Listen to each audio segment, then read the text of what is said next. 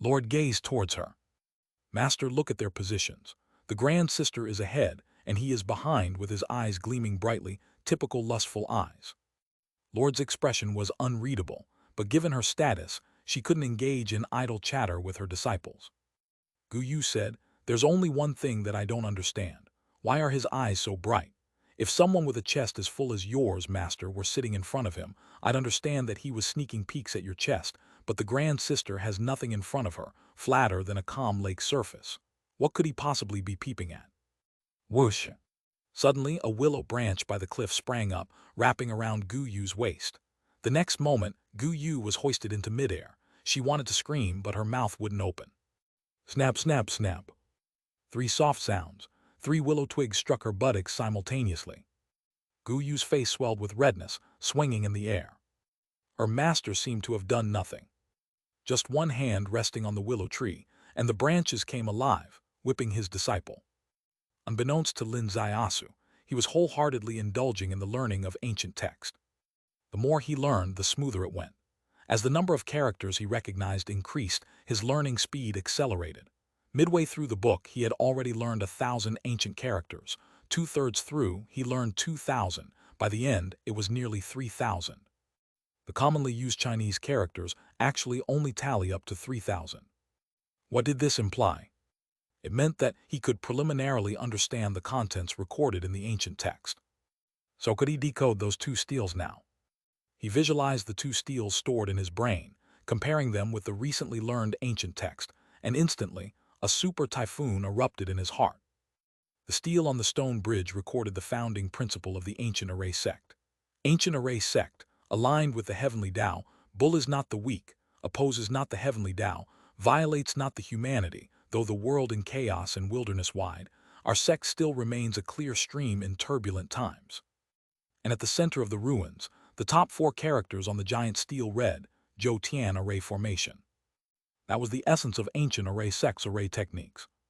The opening sentence was, "In the path of arrays, our sect is supreme." 9 characters, utterly domineering. Waves surged uncontrollably within Lin Zaiasu. He entered the Kangshu Pavilion, intending to learn some basic array techniques to complement his heavenly Tao wisdom eye, hoping by some serendipitous chance to form a positive connection with Shenghua Valley. Unfortunately, the array books in the pavilion were too elementary, all theory and no practical techniques, his plans seemingly in vain. But fortune came unexpectedly. He learned the ancient text. This was an unforeseen gain. Even more surprising events followed. Having decoded the ancient text as he traversed the ruins of array sect, he deciphered 2 steles, one of which turned out to be the essence of the array sect's techniques, Zhou Tian Array Formation. And the array sect was unsparing in their criticism of their own arrays. In the path of arrays, our sect is supreme. What does supreme mean? Reaching the pinnacle of mastery. This stele contained the strongest array path techniques, with techniques to construct arrays called Zhou Tian Yin Yang Array Diagram, with techniques to break arrays called Kainkun Breaking Array 9 Forms. Initially thinking to stir small fish from muddy waters, he didn't find small fish but found a line. Pulling on the line, hay dangling below was the biggest fish. What is this? A feint to the east but attacking in the west. Fortune is fickle. What are your thoughts on this story? Feng Jai's voice came through. Lin Zaiasu's thoughts withdrew, returning to the story itself. Yes, learning the text was Lin Zaiasu's design. A design unknown to anyone.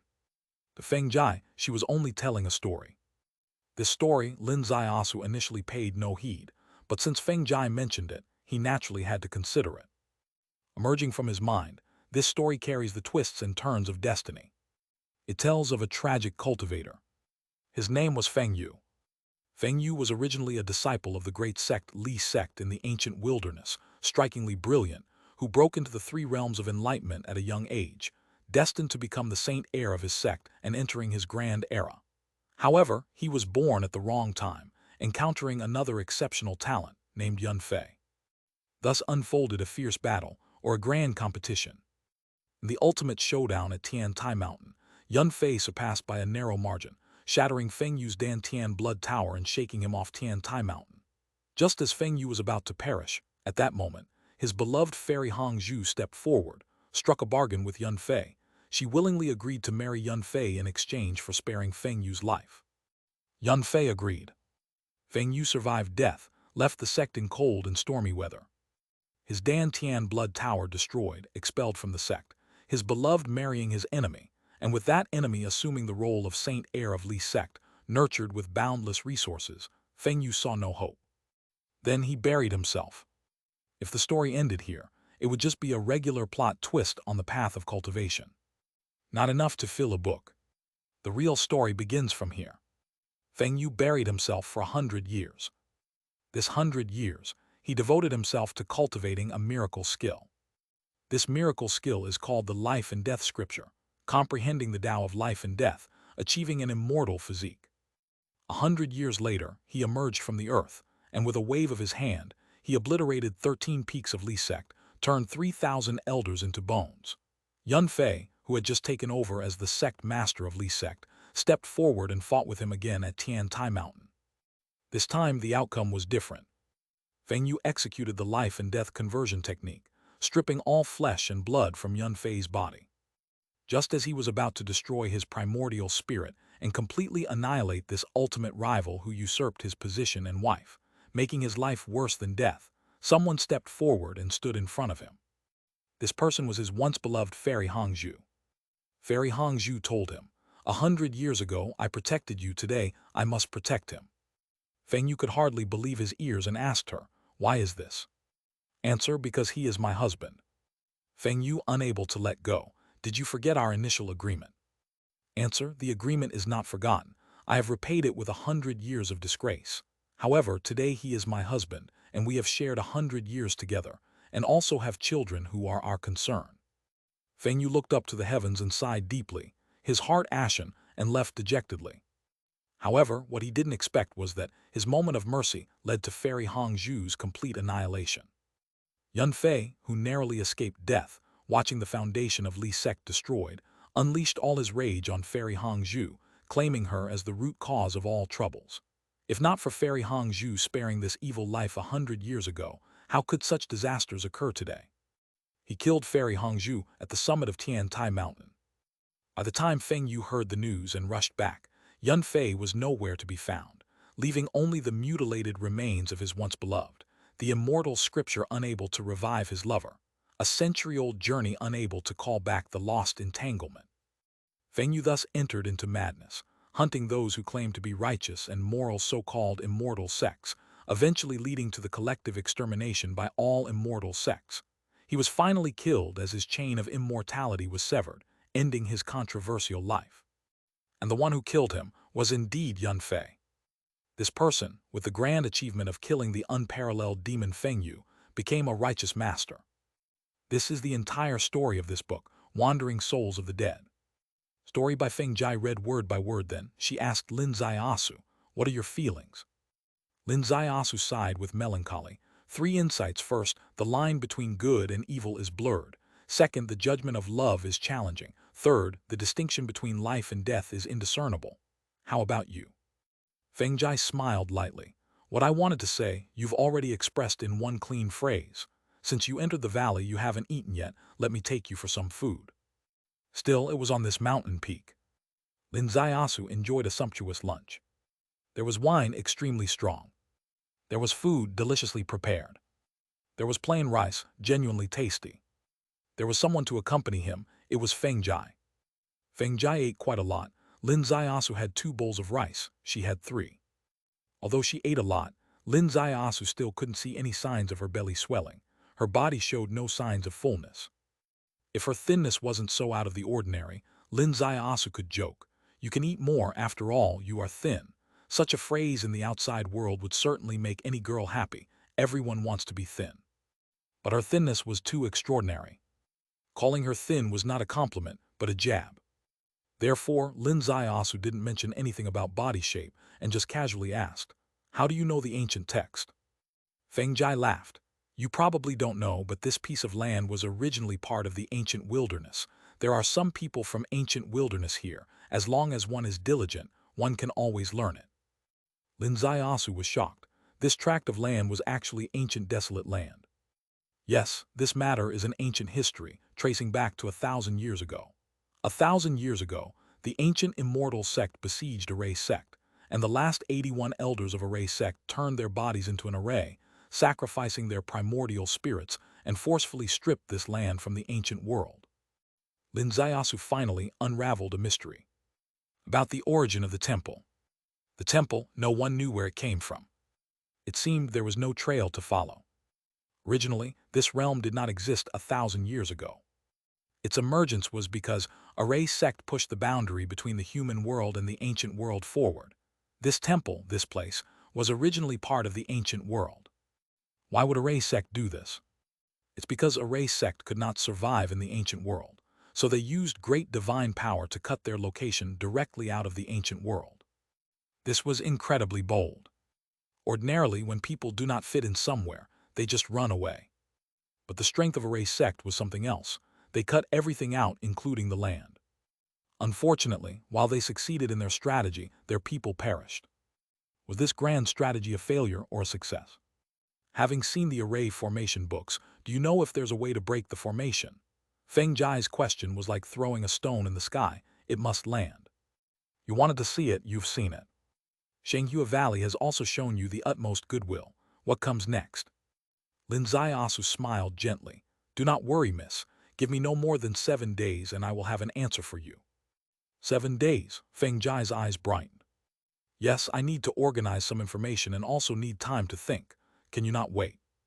I've waited 100 years, I can certainly wait 7 more days, Feng Jiai said. If you need any materials, please let this gentleman know. Right now, no materials are needed, just sit beside me, and if there's something to ask, you can respond at any time. Chapter 181. Chapter 181. Breaking the formation. The following time. It was a very normal progression. Lin Zaiyasu sometimes strolled, sometimes constructed diagrams on the table, sometimes frowned, sometimes burst into laughter. This was the typical behavior of someone engrossed in studying the array path. However, what was not quite normal was that, occasionally, Lin Zaiyasu would jot down a few ancient text characters and ask Feng Jiai how to read them, what they meant. These characters, very scattered, Feng Jiai tried to connect the words he asked about, but they didn't amount to anything. She became a bit puzzled. When you're studying the array path, what do these sporadic words mean? 1 day, 2 days, 3 days. Over time, Lin Zaiyasu and Feng Jiai grew familiar with each other. He also started to tell her about the outside world. Feng Jiai's eyes lit up brightly, seemingly filled with longing. Lin Zaiyasu asked her, if one day the restrictions sealing off Shenghua Valley were removed, would you go out for a walk?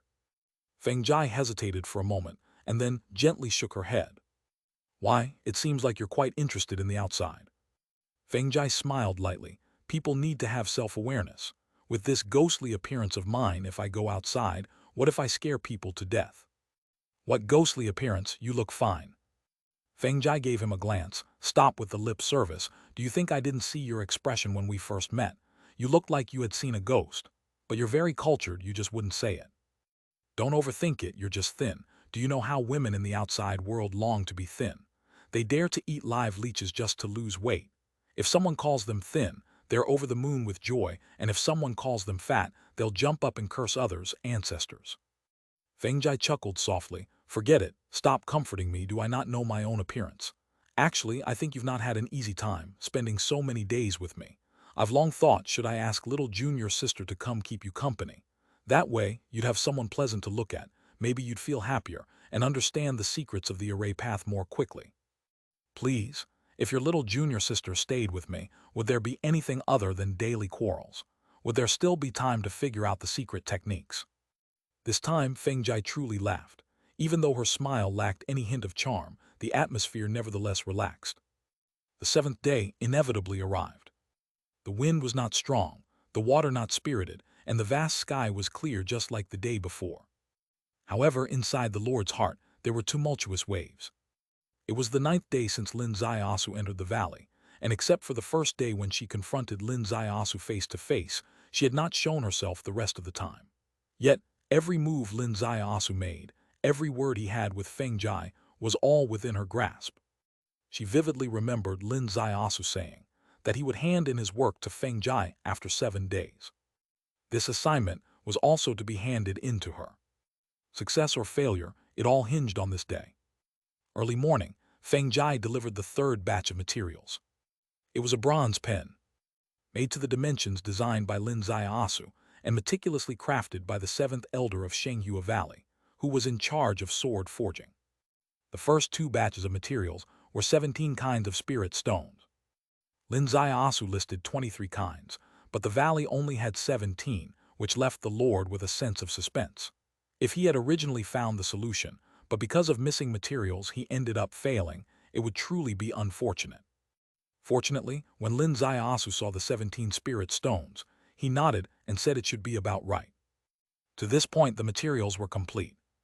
Lin Zaiasu picked up the bronze pen, and a smile appeared on his face. The seventh elder is indeed a master of his craft. With a light click, a mechanism in the bronze pen sprang open, revealing a tiny hole just big enough to fit a grain-sized spirit stone, into which Lin Zaiasu inserted a yellow one.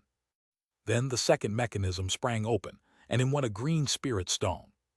The third, fourth, fifth.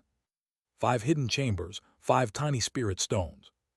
Jai's eyes widened beside him. What principle is this based on?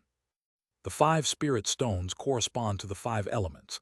The mutual generation and inhibition among the 5 elements can ignite the 5 elements' qi, and this qi can disrupt the workings of an array.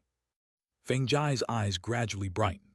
The arrays of this world are originally powered by the forces of heaven and earth, and the essence of these forces is also the power of the 5 elements. Yes, Lin Zaiasu said, let's go to meet the Lord. No sooner had his voice fallen than the Lord arrived outside the house. When Lin Zaiasu opened the door, he saw the Lord. The Lord took a deep breath. Is the young master ready? Yes. Shall we set off then? Lord, please. The Lord gently extended her hand, caught his shoulder and said softly, forgive me. With a whoosh, Lin Zaiasu traversed the sky, and in the next moment he was 30 li away on a mountain cliff. No one else was by his side, only the Lord. In just an instant, they crossed 30 li through the sky. She unequivocally was using levitation. Lin Zaiasu stared at the face before him, momentarily unsure of his whereabouts. In the world of mortals, he was also considered a master. But in her presence, he was nothing at all.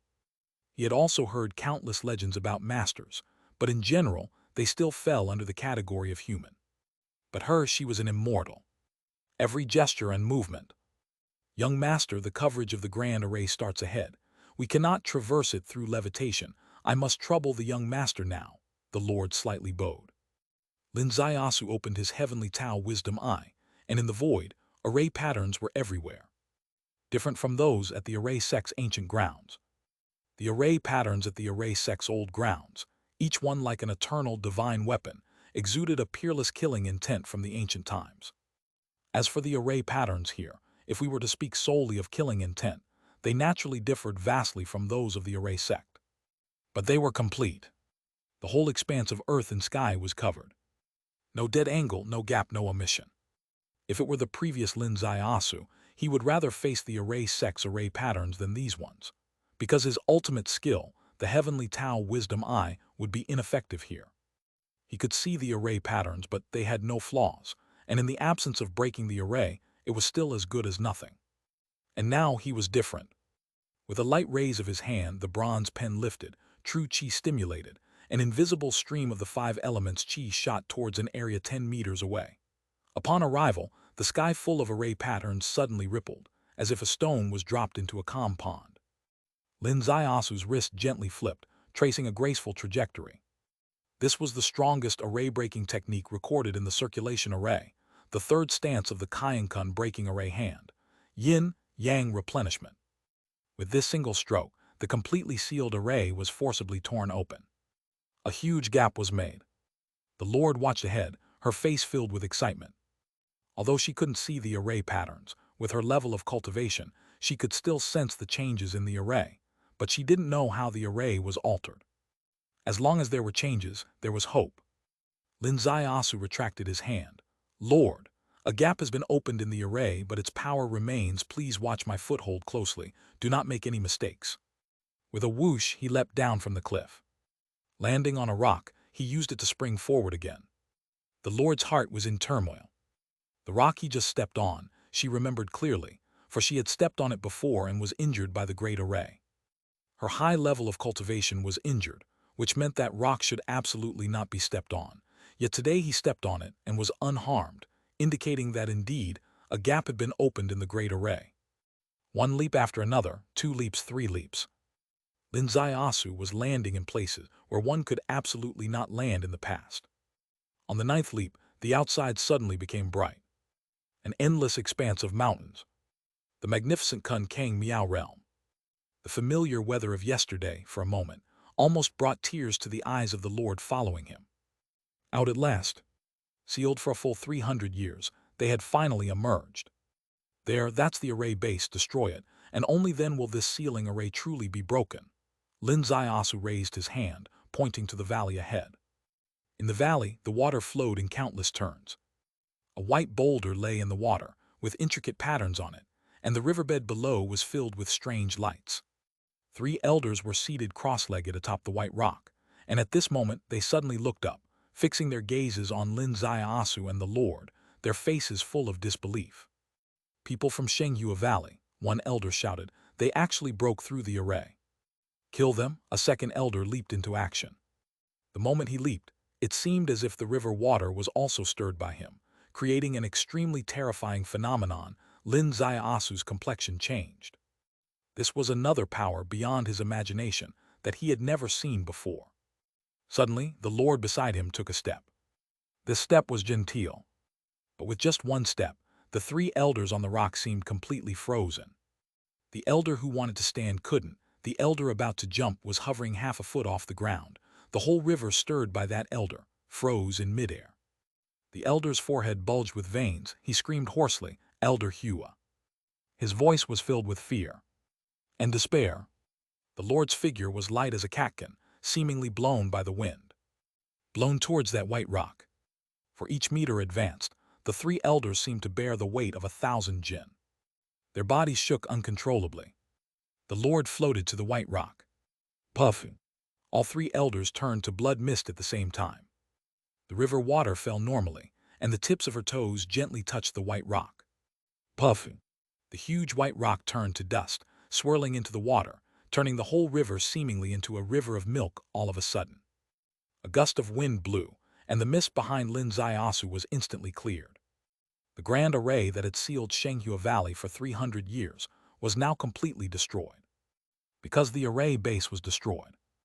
Above 2 mountains in front, countless pagodas and pavilions appeared, and hundreds of people suddenly showed up on the highest pavilion, looking towards the southeast. The immortal extinguishing array is broken. What happened? Shenghua Valley and our palace have become fire and water. The situation is critical. Report to the palace master at once. Suddenly, the Lord below took a step that shot straight into the sky. With a light split of her hands, 2 gigantic hands, each a kilometer long, patted the mountain tops in the void. Boom! The earth shook, the mountains trembled. All the pagodas and pavilions on the 2 mountains were destroyed, blood mist drifted, and boulders tumbled down. It was like a level 9 earthquake. Lin Ziasu's mouth hung open, in complete disbelief. He could clearly see that these 2 gigantic hands weren't actually real hands, but true essence transformation. Yet such true essence transformation was heavy as a mountain, effortlessly wiping out a mountaintop. Was this the strength of the great experts of Kunkang? Qianlong King said, there are 2 protective gods in Daxia, one is Qianlong, the other is Kunkang. In their dictionary, Kunkang and Qianlong were regarded as equals. But now Lin Ziasu clearly knew. Such equality was a joke. Qianlong's power was ultimately technology and hard work. But Kunkang was immortal law. The 2 were not powers of the same dimension. Chapter 182. Chapter 182. The Shackles of Kunkang. The Lord hovered in the sky, her feet moving as if stepping on air, and she departed. Ahead of her was an even busier and more prosperous place, the headquarters of Tianyan Palace. At this moment, countless shadows tore through the sky. The Lord's palm transformed into a heavenly supporting palm, and with a downward swipe through the void, numerous figures fell from the sky. Just as this palm was about to strike the highest palace, a colossal palm rose from below to meet it. Boom! The earth shook, and countless houses in Tianyan Palace collapsed. Huamayoi, do you truly wish for a fight to the death? A true essence transformation phantom rose through the halls, mirage-like as a towering edifice, resembling a scholar in his 40s or 50s. Yes, coldly declared the Lord. Zheng Tianyan, when you blockaded Shenghua Valley, you should have known that once I would break free, it would end in either your death or mine.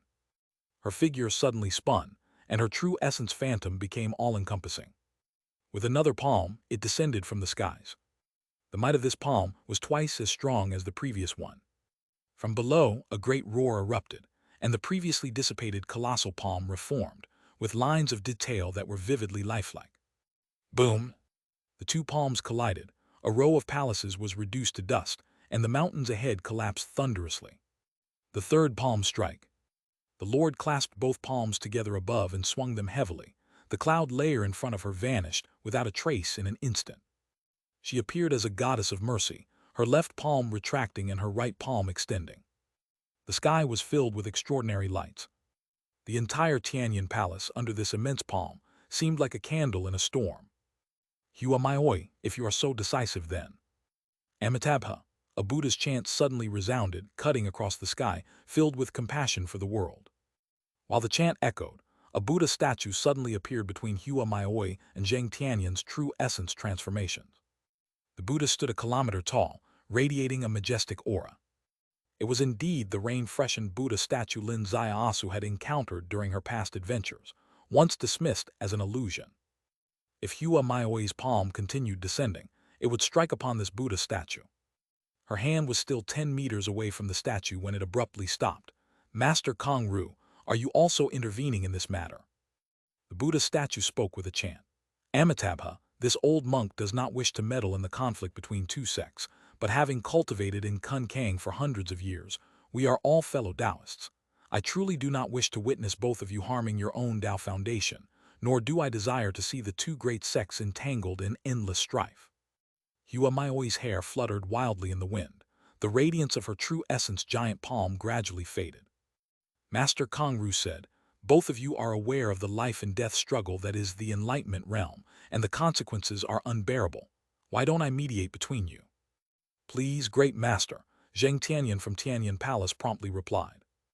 Master Kongru suggested, Tianyan Palace blockaded Shenghua Valley and cut off its path to prosperity, which was indeed a fault. Therefore, I propose that two peaks be ceded to Shenghua Valley to settle past grievances. Does this satisfy both parties? With a gentle flick of his finger, two peaks glinted with golden light.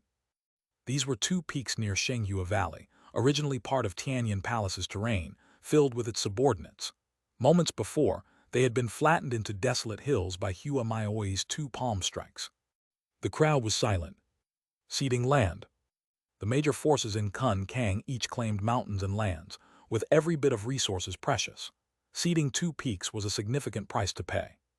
But with the Lord of Shenghua Valley showing such a formidable stance, even threatening to obliterate Tianyan Palace, not offering some compensation seemed unavoidable.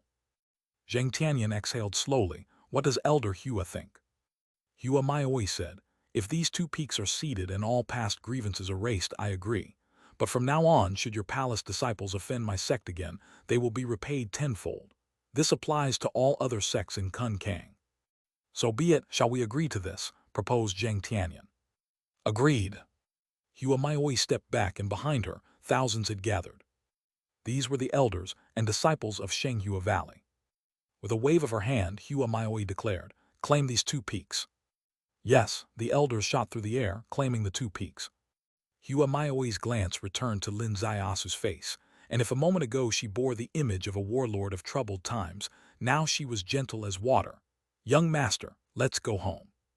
She said they were going home. The next moment, the wind whispered past Lin Zaiasu's ear, and in the blink of an eye, he found himself with Huamayoi before a mountain cave. With a slight smile, Huamayoi said, young master, please take a seat. Inside the cave was the same exquisite tea from before.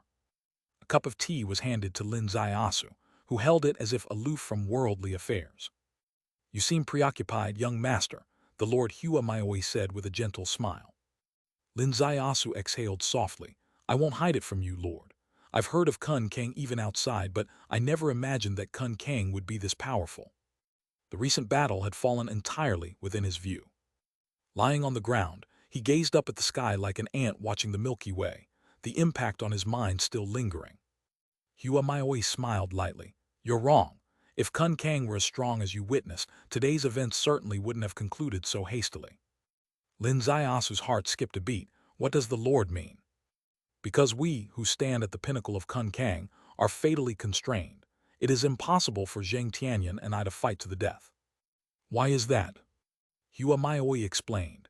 The land of Kun Kang was forcibly carved out of the ancient great world, and the heaven and earth essence suitable for our enlightenment realm cultivation has long been divided up. Our chi diminishes with each use, and there's nowhere to supplement it.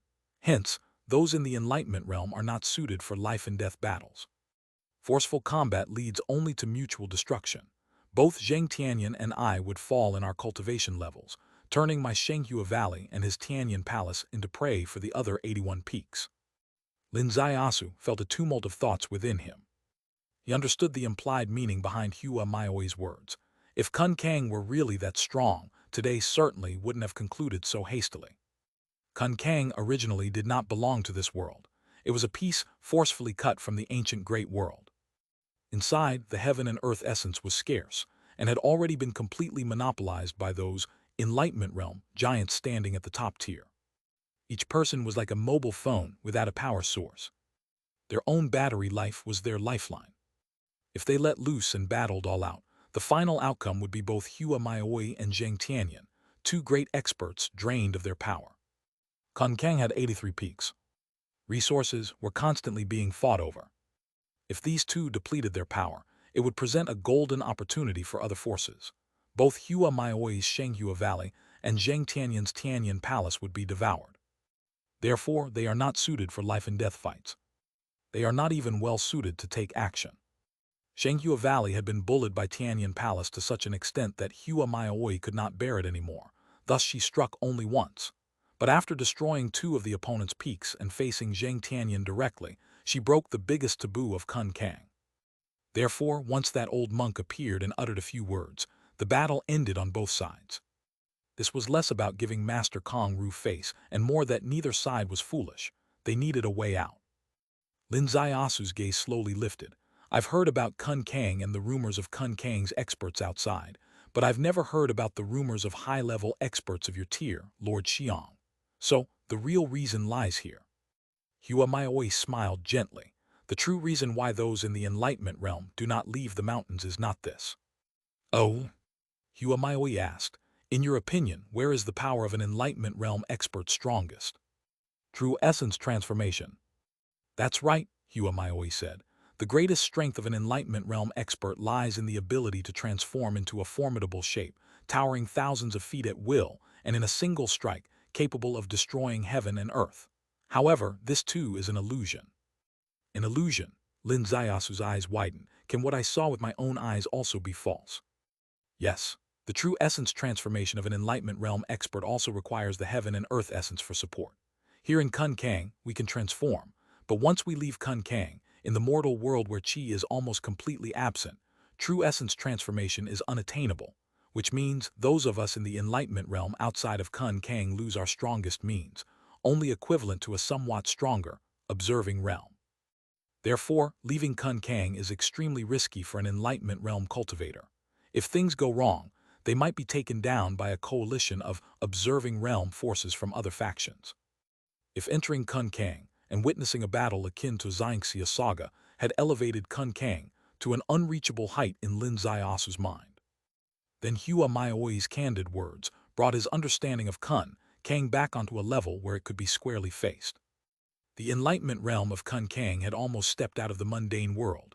They were almost like immortals, absolutely not something that mortal power could resist. But the enlightenment realm had its limitations. First, there were no resources in the world for the enlightenment realm to cultivate. Each one of them was like a mobile phone running low on power. Who would dare to exert themselves recklessly when their phone's battery is low? Secondly, leaving Kun Kang was not an option. Once outside, their strongest ability, summoning a heavenly supporting palm capable of destroying heaven and earth, was unusable. They would regress from their immortal level and fall back into the category of superhumans. Thirdly, If there were a third limitation, it would relate to the unique power structure of Kun Kang itself. Kun Kang was riddled with numerous factions and peaks. It followed the law of the dark forest. Everyone was prey in someone else's eyes.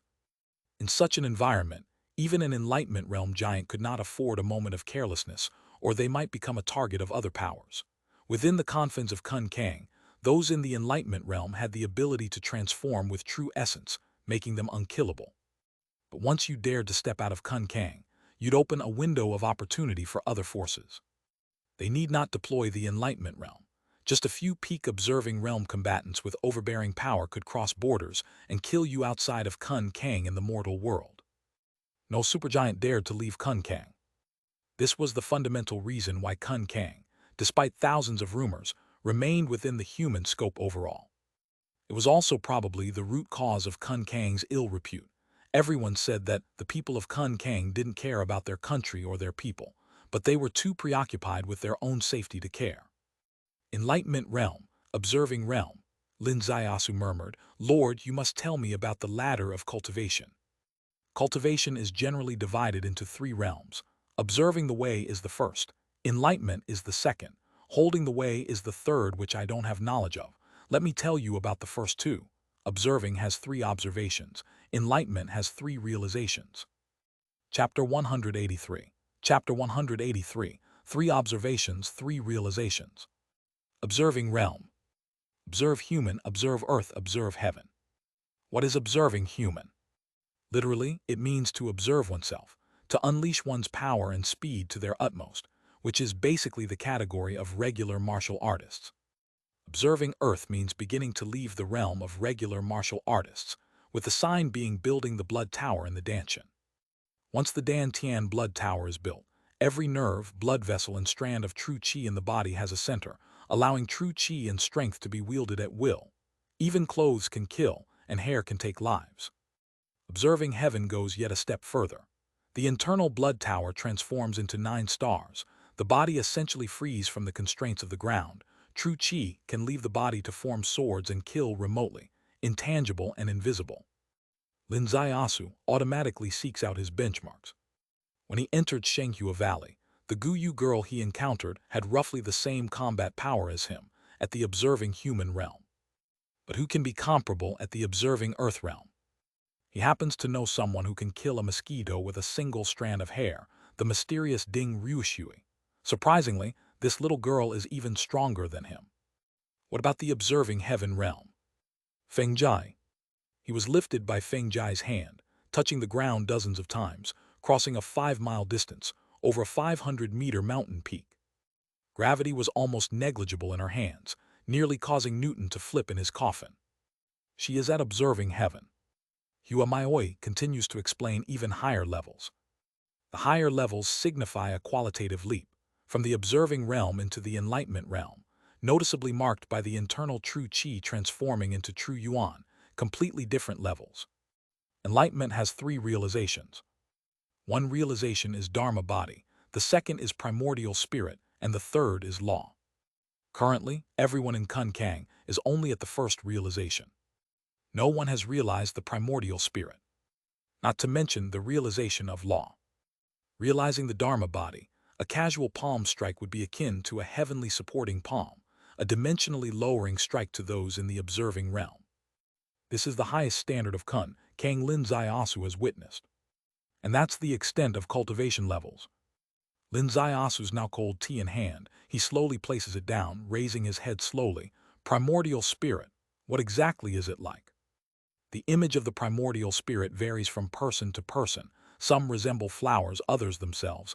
Some are like the sea of consciousness silver fish, and some represent a particular special ability of the individual. They are too numerous to enumerate. These are far too distant for you. There's no need to consider them for now, said Hua Maioi.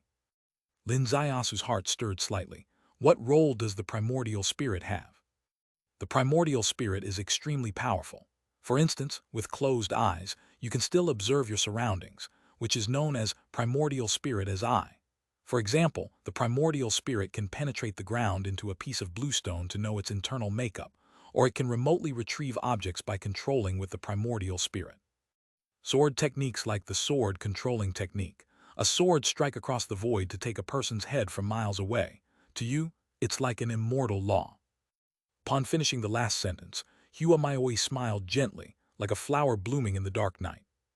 Lin Zaiasu's ripples turned into a tidal wave in an instant. The of consciousness silver fish.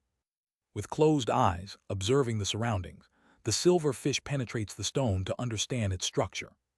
Could it be that this sea of consciousness silver fish which appeared out of nowhere in my brain is actually the primordial spirit that even the mighty figures of the enlightenment realm fail to realize?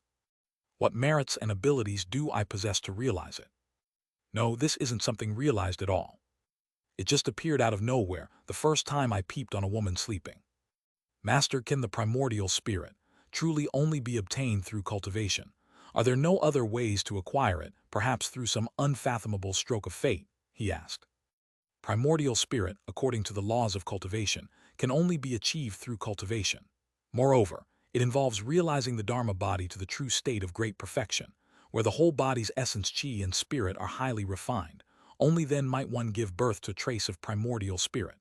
However, the biggest law of cultivation is that there are no absolutes with its rules, and the heavenly Tao is difficult to define.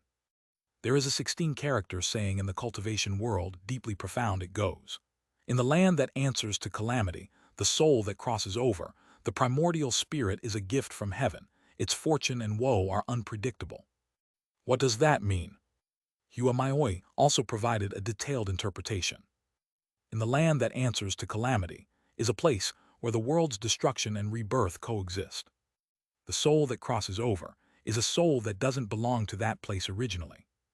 This soul enters this special place with cosmic nirvanic energy and also reaches a form of nirvana, evolving from an ordinary soul into a heavenly Tao primordial spirit.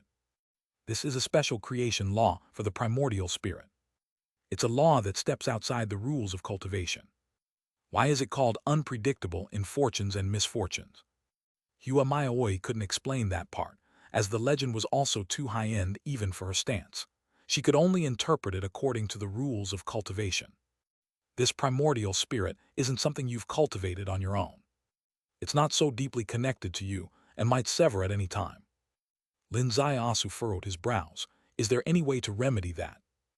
There are two methods. First, to truly cultivate your own primordial spirit and merge it with this heavenly Tao primordial spirit, truly making it your own primordial spirit. Second, to take an unconventional approach. There are rumors of a wondrous magic known as the spiritual power secret technique. If one can master this secret technique, strengthen one's own spiritual power, eventually, one might also forcefully control the heavenly Tao primordial spirit, as, after all, the primordial spirit is ultimately controlled by spiritual power. Both methods seem unfeasible for Lin Zaiasu. The first method, Kun Kang's top-tier giants can't cultivate a primordial spirit, so how could he? The second method, spiritual power secret technique, even Hua Maoi only knows of it but not where it can be found. It certainly doesn't exist among the Kun Kang 83 peaks. If it's not in Kun Kang, it's highly likely that it doesn't exist anywhere in the world. A round of conversation had Lin Zaiasu alternately shocked and delighted, his emotions on a roller coaster. Seeing the immortal power of a supergiant in action, he felt that the strength of Kun Kang was beyond any conceivable opposition. But on the flip side, he knew that Kun Kang wasn't really that strong. So long as those representing the true immortal power, the masters of enlightenment realm, could not leave their retreat or exert their power once outside, then Kun Kang is on the same standing as the outside world's martial arts and genetic transformation. At least there isn't a true dimensional reduction. Hearing of the severance of the primordial spirit, he felt mixed surprise and joy for the silver fish in his brain. But soon, a deep and hidden worry took root within him. This primordial spirit had come abruptly, and just as abruptly it might leave. Receiving a sudden large sum of money in one's account can be joyous, but the fear that it might be withdrawn at any moment is distressing. But here, no solution could be found. The topic returned to the original premise: how to strengthen oneself. What Lin Zaiasu had to do was to build the blood tower within his body. Building the blood tower was actually a very difficult task. Very complex, very intricate. How many disciples, after striving for many years at the peak of the observing human realm, failed to build their blood tower? But since Hua Maioi promised Lin Zaiasu to build his blood tower, then it could be done. The way to build it would be for her to personally take over the dominion of his body for a short time, building it in his place. This method had its pros and cons. The advantage was that there were no risks associated with the construction of the tower itself, guaranteeing its completion. Furthermore, the tier of the tower would be extremely high, because the one constructing it was at the level of a colossus of the Enlightenment realm, much like a nationally renowned architect building a house for a country boy. But where lay the disadvantage? The blood tower she would build is based on her vision, which conflicts with Lin Zaiasu's own ideas. Therefore, after the completion of the blood tower, Lin Zaiasu would need a lot of time to adapt to it. And there was also the point that her built blood tower had a set limit, which meant that Lin Zaiasu's future achievements would be capped at her level. He could not surpass her. She had clarified both the pros and cons to Lin Zaiasu. A question of choice was then tossed to Lin Zaiasu. After hesitating for a while, Lin Zaiasu replied, "Lord, please give me a method and I will build it myself." Appreciation gleamed in Hua Maioi's eyes. Her hand lightly touched down, resting on the root of the willow by the tea table. With such a light touch, a branch of the willow outside the cave suddenly sprang up, forming a character in the air. Return. Lin Zaiasu's eyes widened. With neither sound nor trace, a figure crossed the river in front, making several leaps and bounds to arrive outside the cave, bowing. Lord. It was Feng Jai. She was 10 miles away just moments ago. She had seen the word return, formed by lords tied knots on the willow branches by the cave, and had come over. Others called their attendants either by phone or by shouting, but when Hua Maioi summoned her attendant Feng Jai, she did so by pressing on the willow roots and tying characters with the branches. Tell me if this isn't cultured, fascinating, and handsome. Hua Maioi said, "The young master wishes to build his own blood tower, take him into the Xuan sect, and act as his protector." Yes. Lin Zaiasu bowed in thanks to the Lord, and followed Feng Jai down the mountain peak. No sooner had they gone down the mountain, when a shadow entered the cave from the side. It was that girl Gu Yu. "Master, don't you think that kid is foolish?" she asked. Hua Maioi's brows furrowed slightly. "Tell me, why do you think he's foolish?" "You intended to personally build the blood tower for him, which would certainly be of top quality, yet he insists on constructing it himself. Isn't that like casting aside pearls for gravel?" Hua Maioi smiled gently. "Perhaps he has lofty aspirations and is unwilling to be bound by me, no. Unwilling to be restricted by the master and having lofty aspirations. Isn't that just plain foolishness? In all the heavens and earth, who could surpass the master? Receiving the blood tower from the master means having the master's level as his ceiling. Does having or lacking such a limit really make any difference? You, born in this world, only have eyes for this world. You need to know that beyond Kun Kang there is more to this land." Hua Maioi gently shook her head. "Why don't you help me build my blood tower?" "I've already told you, you must build your blood tower yourself." "But why? If that boy does not wish to be limited by the master, I am willing. My cultivation principle is to enjoy cultivating, to live joyfully. Moreover, what difficulty is there in being bound by one's own master? On the contrary, if I thought about surpassing the master, wouldn't that be betraying my ancestors?" "Stop posturing so righteously, you're just lazy." "Is being lazy something to be ashamed of? If you can be lazy and choose not to, you're a fool. You are truly an incorrigible piece of rotten wood." The Lord waved her hand lightly, and Gu Yu rose from the ground. A willow branch, swift, struck her buttocks precisely. Gu Yu tumbled down the slope, calling out loudly in the air. "Others don't want your help to build, yet you eagerly offer. I want your help, yet you decline. Is there no justice in this world?" "Come back," the Lord chided softly, and the willow branches vibrated, lifting her up again. The willow branches danced in the air, and Gu Yu screamed continuously, "Ah!" She was soundly punished. All the disciples on the mountain covered their faces, each chuckling stealthily. Hua Maioi was willing to build the blood tower for Lin Zaiasu, but not for her own direct disciple, Gu Yu. It seemed illogical, but there was indeed a reason. She didn't want her disciples to be limited by her. She hoped that each of her disciples could surpass her in the future. As for Lin Zaiasu, his case was different. Lin Zaiasu was a foreigner, having started his cultivation in a world where the law has declined. His foundation was bound to be rather poor. His ceiling had already been predetermined not to be high. Whether or not he had her as a ceiling didn't matter at all. Moreover, he was not a formal disciple of Shenghua Valley. For him, Shenghua Valley was but a temporary abode. He didn't have much time to slowly solidify his foundations. Key of all, he was an array path genius, and cultivation was never his obligatory course.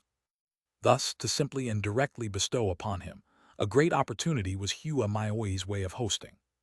Yet Lin Zaiasu refused. Chapter 184. Chapter 184. Constructing a tower in the Danshan to enter observing Earth. In Hua Maioi's view, this was the pride of the array path genius. She could never imagine, besides the pride rooted in Lin Zaiasu, there was another major consideration. He didn't dare. Why didn't he dare? Because he had a big secret in his brain. His sea of consciousness silver fish. This sea of consciousness fish is a heavenly Tao primordial spirit. Would Lin Zaiasu dare to let a supergiant who dreams of awakening their own primordial spirit take control of his body? If by any chance she harbored ill intentions, it's uncertain whether the sea of consciousness silver fish would carry the surname Lin or Hua. People say cultivators are heartless. Perhaps this is true. Cultivators spend hundreds or thousands of years in cultivation, with their loved ones all perishing cleanly. Even their sentimentality vanishes. Would you bet she still retains human compassion? Even if she does possess humanity, one must never test it, as anyone with common sense knows.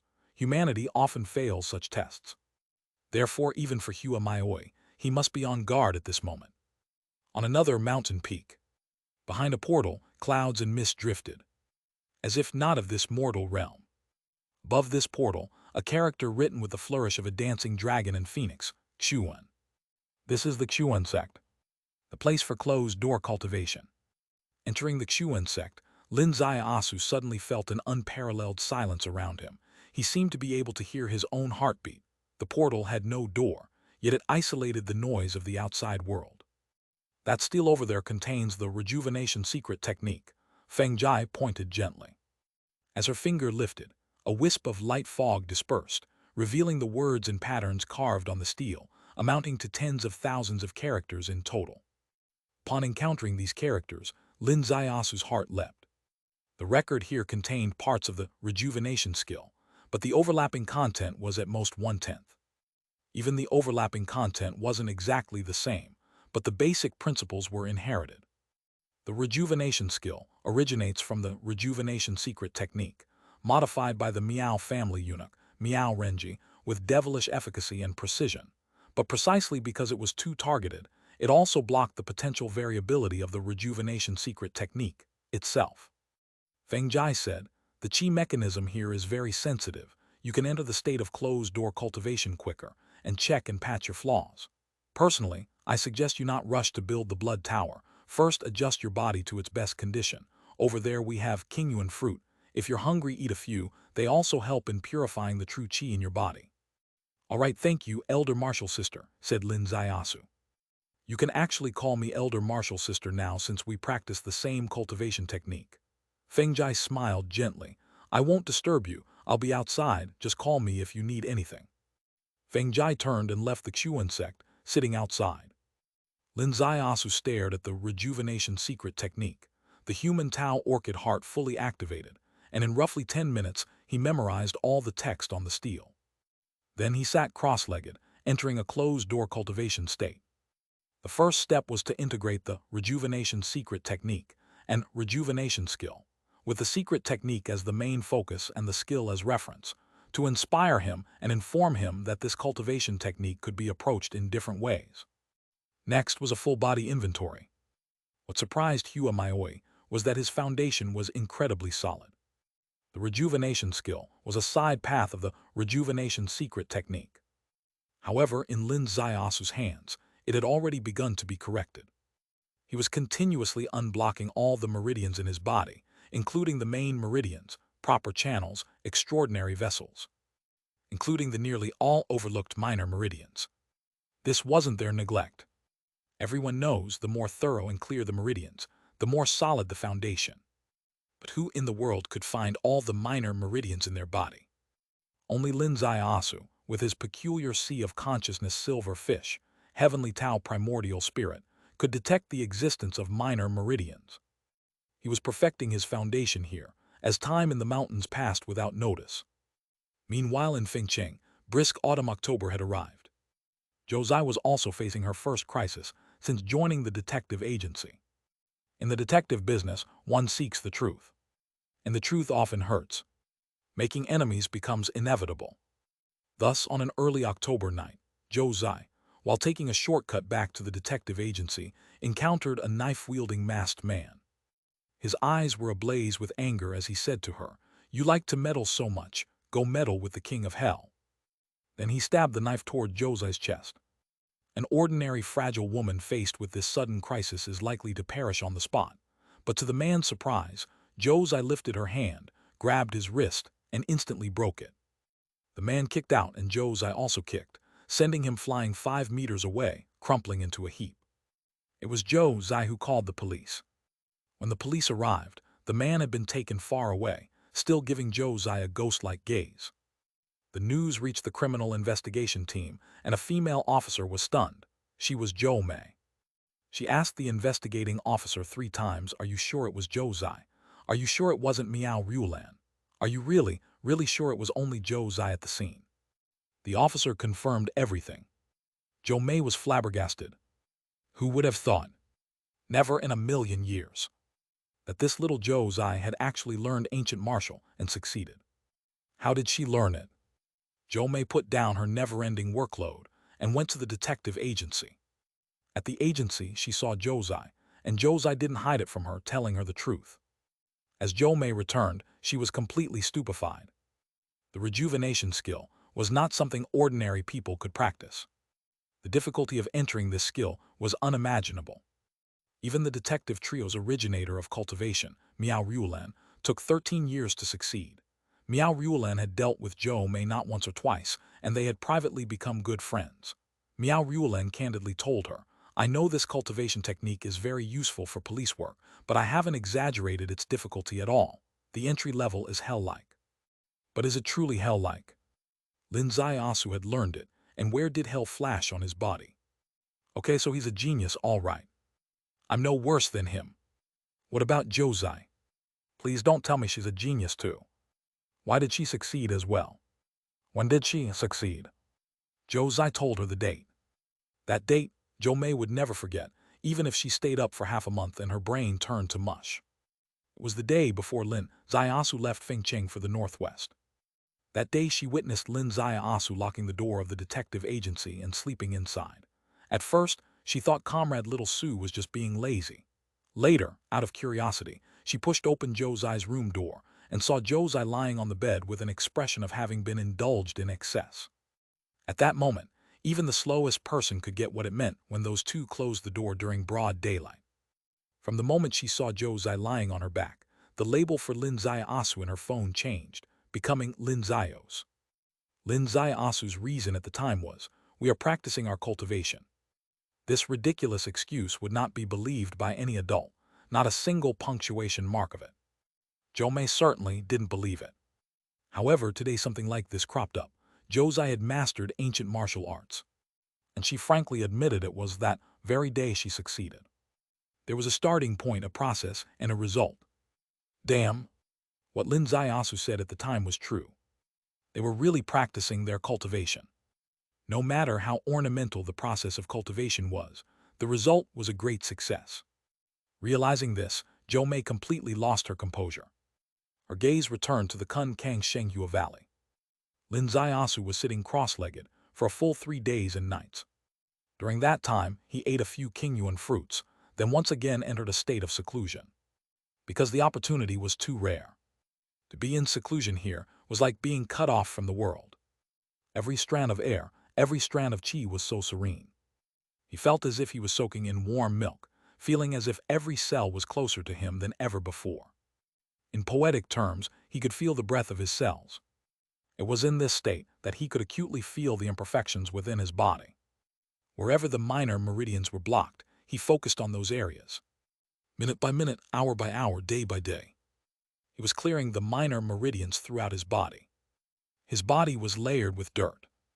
He had never been so dirty before, but he had also never been so excited. Because this meant He was getting closer and closer to that complete realm. Time in this valley seemed cheap. Another 7 days passed, like a single drop of water making a sound as it fell, echoing within his body, creating a melody unheard by others. Lin Zaiyasu opened his eyes, filled with joy. He finally sensed the aura of completion. Observing human realm great completion, he felt as if he could do anything at will. He even felt an ethereal sensation, as if about to ascend to immortality. But he did not end his seclusion, for there was still the most difficult thing to do. Building the blood tower. With a thought, the sea of consciousness silver fish leaped out of the water, starting the expansion of that signature building within his body. The blood tower, the root of all blood energy in the body. The blood tower, the source of true chi. The blood tower is also the beginning of cultivation. When beginning to build the tower, Lin Zaiyasu paid great attention, repeatedly considering the risks of failure and contingency plans. But when he actually began, he was surprised to find that it was unimaginably smooth. The heavenly Tao primordial spirit connected all the meridians. The blood tower took shape in the Danshan at a visible speed. As more and more connections were made, the growth speed of the blood tower accelerated. Quickly, a blood tower visible to the inner eye took shape. With the last mysterious chain from the minor meridians connecting, there was a low humming sound from within, and the blood tower began rotating spontaneously. Feng Jai appeared in the Chuan sect with a swoosh. She stared at the center of Lin Zaiasu's forehead, and her hair began to flutter without wind. A blood-colored mark appeared on Lin Zaiasu's forehead, a lifelike blood tower, while around him, fallen leaves scattered, forming the shape of Tai Kai. He had successfully built the blood tower. But it was so bizarre. Normally, when someone's blood tower is completed, a projection of the blood tower appears on their forehead. But it's just a red dot, barely noticeable, fleeting. Whose blood tower could be so vivid? The next moment, the blood tower suddenly shrank, as if an actual blood tower receded into the vast space. There were no more abnormalities on Lin Zaiasu's body. His eyes slowly opened, with a hint of joy. Did it succeed? Feng Jai gently exhaled. It seems so, Lin Zaiyasu replied with a light smile. Do you need a bath? Feng Jai asked. Oh my God! Lin Zaiyasu reached over his body and his face turned pale. There's a stream over there, you can. Before Feng Jai could finish her sentence, Lin Zaiasu's figure flashed and suddenly disappeared. Feng Jai stared blankly in the direction he vanished to, murmuring to herself. Everyone in Shenghua Valley says I'm a freak. They really should come and see who is the true freak. Chapter 185. Chapter 185. Gentle and Intellectual Senior Sister. Senior sister, you're not a freak. You're the epitome of a gentle and intelligent girl. 30 meters away, Lin Zaiasu's voice could be heard. Feng Jai's eyes shone like spring water. Dashing 30 meters, her speed almost matched his. Separated by 30 meters, yet able to hear her sigh-like murmuring to herself, her keen senses were indeed astonishing. Your brilliance, how could it be contained by a mere observing earth realm? With just establishing the blood tower, you're almost catching up to me, who is at the observing heaven level, you super freak. She really wanted to discuss this freak with the Lord, but this freak probably prevented her from doing so, with a sentence standing in the middle of the road. You are a gentle and intelligent girl. A gentle and intelligent girl shouldn't cause trouble for others. Well, considering this evaluation, I won't trouble you. I'll keep this secret for you. Time was passing. The water was also flowing. In half a month's time, Lin Zaiyasu, through rigorous self-discipline, managed to clean all the grime off his body with strong degreasing soap, scoured repeatedly. One might wonder, is there soap here? Yes, Lin Zaiyasu is a very self-aware person, knowing that he gets dirty every time he practices, so he had brought some with him. What about his clothing? That's a problem. Normally, he should change his clothes.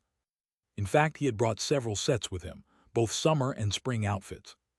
But Lin Zaiyasu thought about it, and decided against using the unusual method of his space to excite everyone's hearts. He wore his original clothing. Wash the original clothes on the spot, wear them on the spot, operate true chi, and his whole body was steaming soon. The clean and fresh Lin Zaiyasu freshly emerged.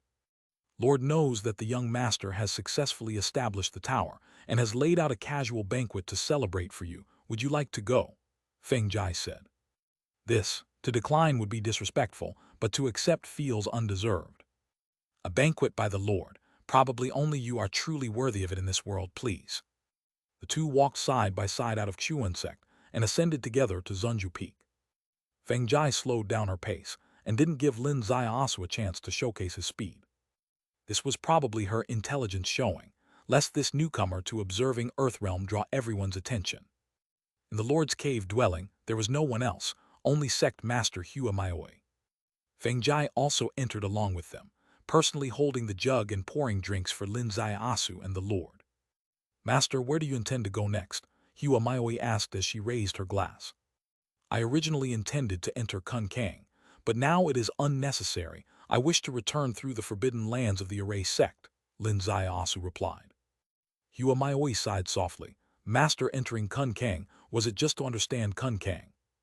Yes. With the signs that the storms will rise in the outer world, there are indications that the ancient wilderness is poised to descend. I need to know what attitude Kun Kang will take in the face of the ancient wilderness descending. Hua Maioi sighed softly. You've abandoned your plans to enter the other peaks of Kun Kang. I presume you already know the answer to this question. From the moment the Lord mentioned the shackles of Kun Kang Enlightenment Realm, I knew the answer. You, standing from the standpoint of the world's common people, naturally hoped that Kun Kang would act and handle the overstepping ancient wilderness, but from the standpoint of Kun Kang Enlightenment Realm, they might hope for the ancient wilderness to overstep. The Kun Kang Enlightenment Realm is a special group with shackles over their heads. They possess great power above others, but also shackles not experienced by others. The ancient wilderness overstepping for Daxia country and that world is a catastrophe, but to these individuals of the Kun Kang Enlightenment Realm, what is it? It's an opportunity to unlock their shackles. Think about it, once the ancient wilderness truly breaks through the barrier, the heaven and earth essence outside, filled with the essence of ancient wilderness, would free them from the trouble of a mobile phone running out of battery, allowing them to freely use their great divine powers and even potentially advance further along their path. Yes, the process would be dangerously perilous. The cost would be terribly high. But for these old creatures who have cultivated for hundreds of years, is that a problem? Cultivators are heartless, is their motto. Using the flesh and blood of ordinary people to build their steps toward growth, do you think that is a big obstacle to them? There are 1,000 interpretations of the ancient wilderness overstepping in 1,000 people's eyes. I don't care much about what others think. I just want to ask the Lord, what do you think? Lin Ziaosu said. If it were before meeting you, I might also be one looking forward to the ancient wilderness breaking the barrier, Hua Maioi said. But now, things are different. If you need help, come to Shenghua Valley. I will support you. Lin Ziaosu stood up. Thanks, Lord. Hua Maioi also stood up. You help me, I help you. I don't thank you, and you don't have to thank me. Good, I offer this cup of wine as a gesture of respect to you. The two clinked their glasses lightly and drank up. Lin Ziaosu shifted his gaze slightly. There's one thing I wonder if the Lord has tried. You say? With the ancient wilderness crossing over, mainly involving exotic beasts, can the exotic beasts' essence crystals be used to replenish the true yuan of your enlightenment realm? Hua Maioi smiled gently. The master's brilliant ideas are truly inexhaustible. If exotic beast essence crystals could be used to replenish true yuan, then it indeed would be an excellent strategy to bind the Kun Kang Enlightenment realm to your cause. However, reality is cruel. The essence needed to refine the essence crystals is greater than what the exotic beast's essence crystals can replenish, so this method is not feasible. The statement has two layers of meaning. First, she accurately deciphered Lin Ziaosu's strategy. Lin Ziaosu proposed a hypothesis, supposing that the exotic beast's essence crystal could replenish the lack of true yuan in the enlightenment realm.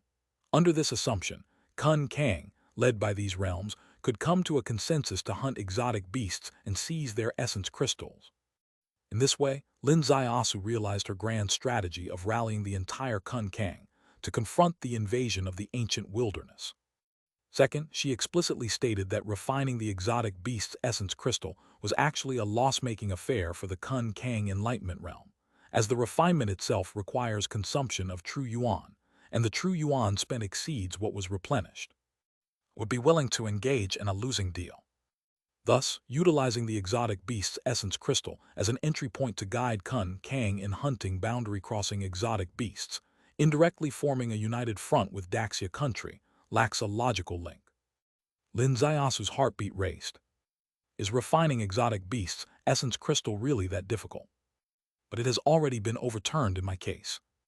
In my space, I easily crushed the Netherworld 9 transformation beast's essence crystal and truly attracted the energy within it, not only significantly increasing my true chi, but also absorbing the transformation core within.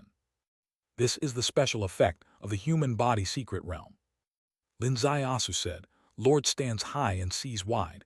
Undoubtedly your insights are incomparable. May I know if the Lord is aware of the human body secret realm? The human body secret realm is extremely mystical, and not all who have higher cultivation necessarily overpower those with lower cultivation.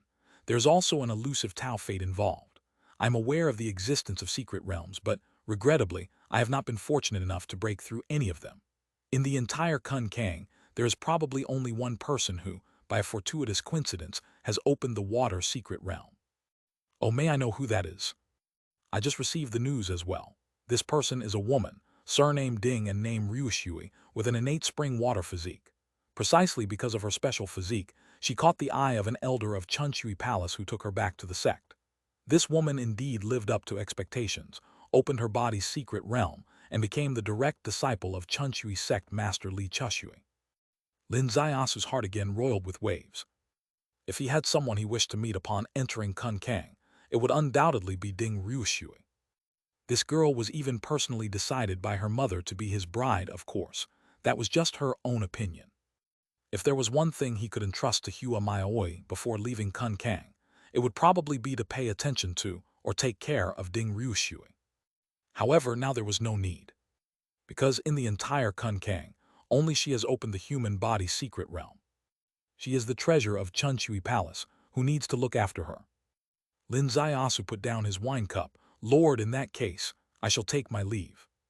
Feng Jai led him out of Zunju Peak.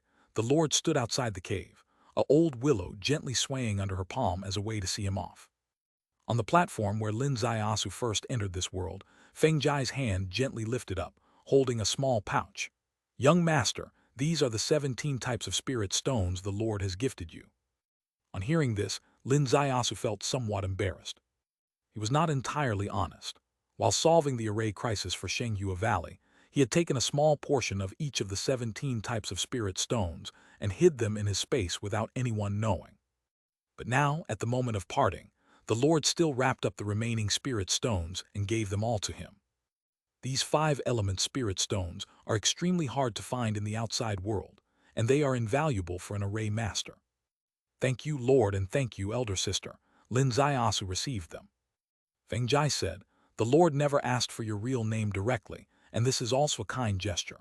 As such a talent in array path, if you were to be exposed in Kun Kang, you would become a target of contention among various sects, and troubles would be incessant for you. Therefore, the Lord has strictly ordered that those who know your details must not disclose any information about you. That's very thoughtful of the Lord. Feng Jai said, I am also aware of the calamities of the outside world. Originally, I thought of giving you 1 or 2 attack techniques, but after much thought, I feel it's better not to neglect your main profession. Lin Zaiasu's eyes brightened. Don't. Your passing on 1 or 2 attack techniques wouldn't neglect my main profession. Feng Jai gently smiled. Don't be too eager. The main business I refer to is not your array path, but the rejuvenation secret technique. Could you think of that? The rejuvenation secret technique itself is the strongest technique for killing enemies. Lin Zaiasu was shocked. The rejuvenation secret technique, a technique for killing enemies. Is that possible? Feng Jai said, life and death are relative. Where there is life, there is death, and from approaching death comes life. Understanding the essence of life and death, the lives of others are merely between one thought, more powerful than any other technique of killing in the world. Lin Zaiasu said, elder sister, have you comprehended the life and death conversion technique? No. The life and death conversion technique touches upon the heavenly Tao 7 techniques. How could I easily comprehend it? But with your comprehension and unique foundation, as long as you keep this path in mind, you may also be able to create a spectacle in the world that has never been seen before. Elder sister, if one day you come to the outside world, you can look for me, Lin Zaiasu said. Remember my phone number. He recited a string of numbers. Feng Jai looked puzzled. What are these numbers? It's a phone number. What is a phone number? Oh my God. Linzai Asu had overlooked one thing.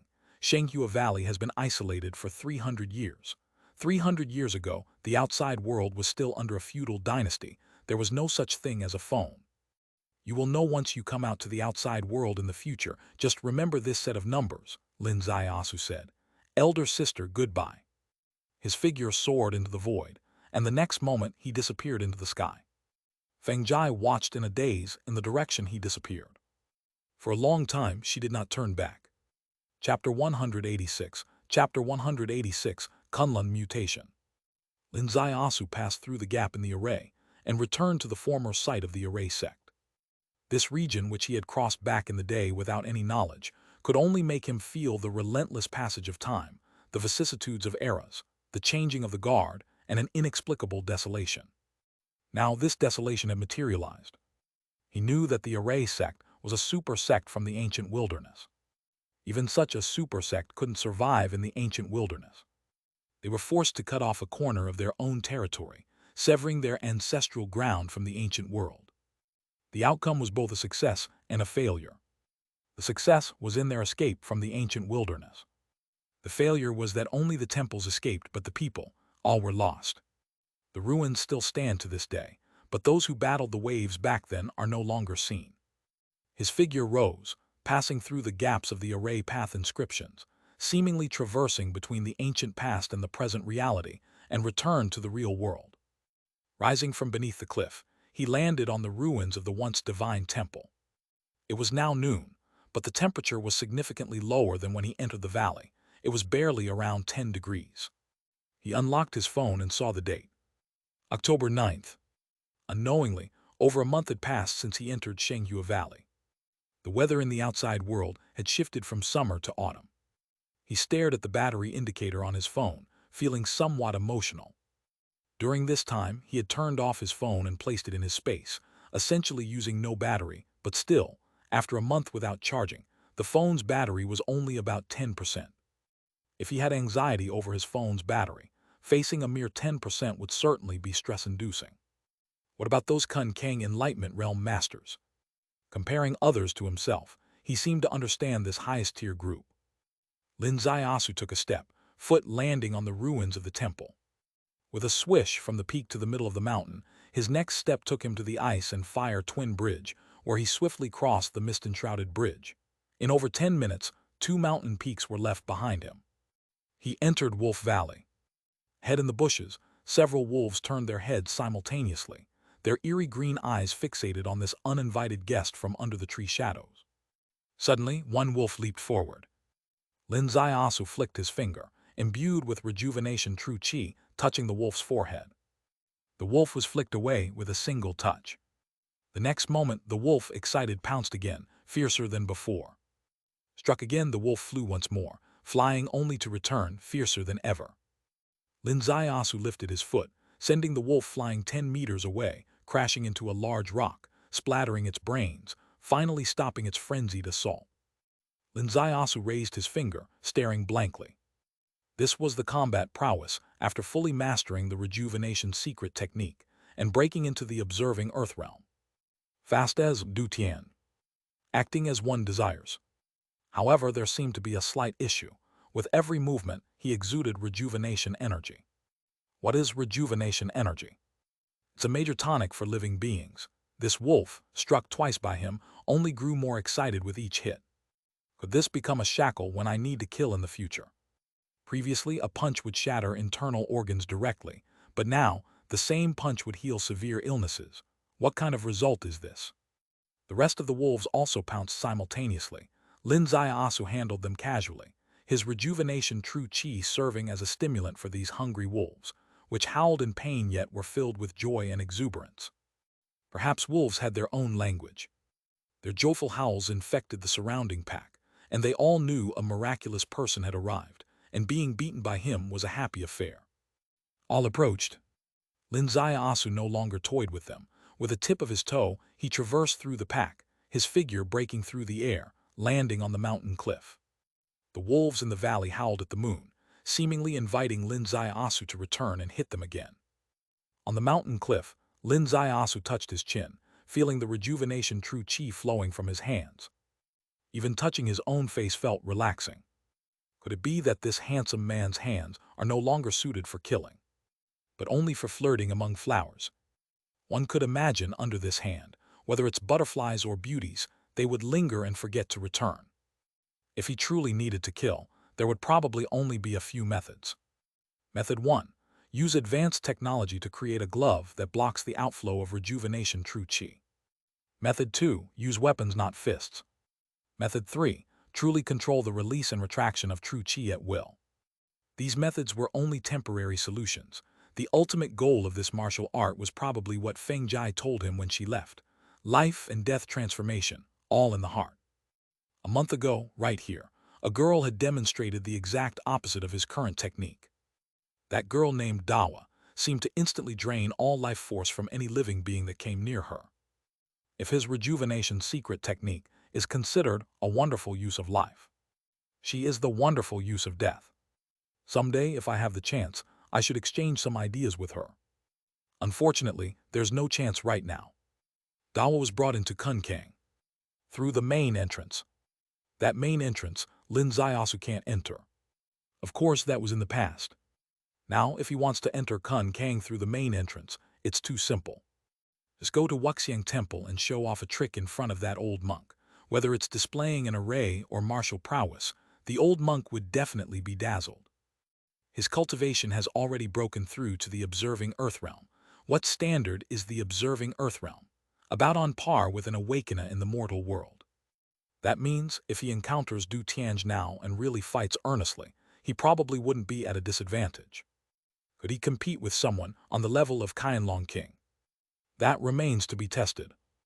If combat prowess doesn't excite the elders of Kunkang, there's still the array path. His mastery of the array path has really become expert level, from array theory to practical application, fulfilling any deficiencies, turning the fake into real, genuine without falsehood. Arrays are truly exciting for Kunkang, because this part of the world is tightly connected to arrays. One might even say, this world exists because of arrays. Shenghu Valley is a cage in Kunkang. Isn't Kunkang itself also a cage? For those inside the cage, what they desire most is doubtlessly to break the array of the cage. Thus, as long as Lin Ziasu demonstrates his array mastery slightly, all the prominent figures in Kunkang might appear in Wuxiang Temple to extend an olive branch to him. However, things in the world don't thrive just because of appearances. The situation in Kunkang is extremely complicated. The elders in Kunkang, each has cultivated for hundreds or even 1,000 years, all turn crafty. A tiny ant trying to strategize in front of these old foxes is like courting death, purely because he can't stand living.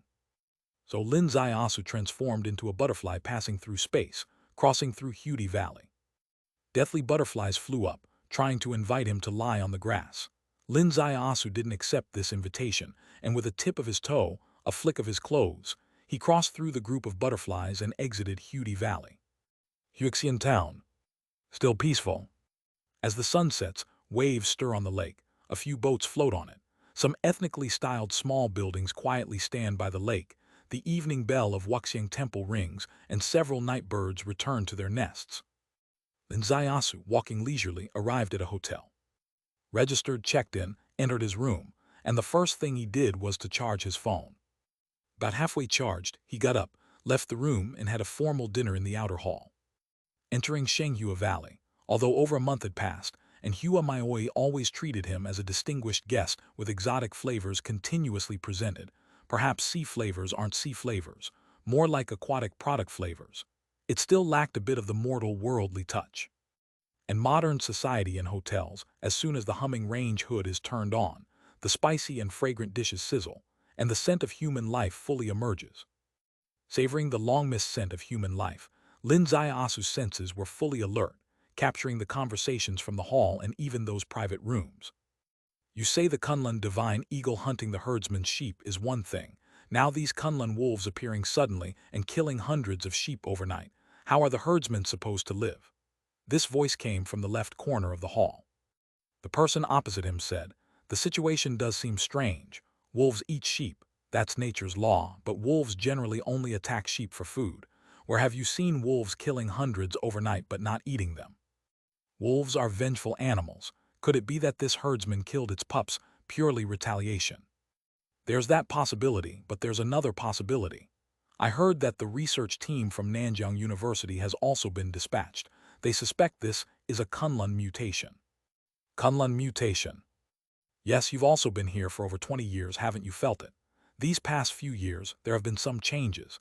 The divine eagle, which used to eat from sky burials, has now switched to sheep, and it used to stay away from people, but now it doesn't fear humans. The Kunlun wolf used to live in the mountains, but now they are coming out in large numbers, indistinguishable from prairie wolves. The researchers from Nanjing University say that many exotic beasts have emerged on Kunlun Mountain, forcing these wolves and eagles to flee Kunlun Mountain. Lin Xiaosu's gaze turned to that table, just as he locked eyes with the middle-aged man dressed in Tibetan clan attire. That man quickly shifted his gaze away, and they didn't continue their conversation. Lin Xiaosu stood up and left, entered his room, and gazed through the window at the distant Kunlun Mountain. Kunlun mutation. Is that possible? Clearly it is. The Kunkang sect is abundant and remains out of sight from ordinary people. Given such numerous sects, inevitably some exotic beasts would end up straying into the forest, posing a diminishing threat to the normal beasts of the mountains, forcing the mountain wolves to flee, forcing the divine eagle to change its habits. Nature's law of survival always reveals itself inadvertently. But this isn't his concern. Maintaining ecological balance, ensuring the safety of the area, there are professionals handling that, like the local government, local police forces, or even universities. Nanjing University, which is tightly connected to this land. The Professor Yin who last took 5 graduate students into Mian Road, isn't he from Nanjing University?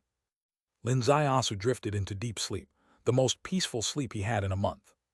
The next day, dawn broke before he awoke from his sleep. Upon waking, he sensed something was amiss. Why does the town of Huixian have such a tense atmosphere? Upon inquiring, he came to know. Last night, a horrifying tragedy had occurred. Chapter 187. Chapter 187, White Clothes Professor Xiang Yixu. A wolf entered Huixian town and barged into a lakeside cabin, inside which a family of 3 tourists lived. Both adults were bitten to death on the spot, and the child, only 3 or 4 years old, was carried by the wolf into the Great Prairie. The local police chased after them and found the child's head at the edge of the prairie.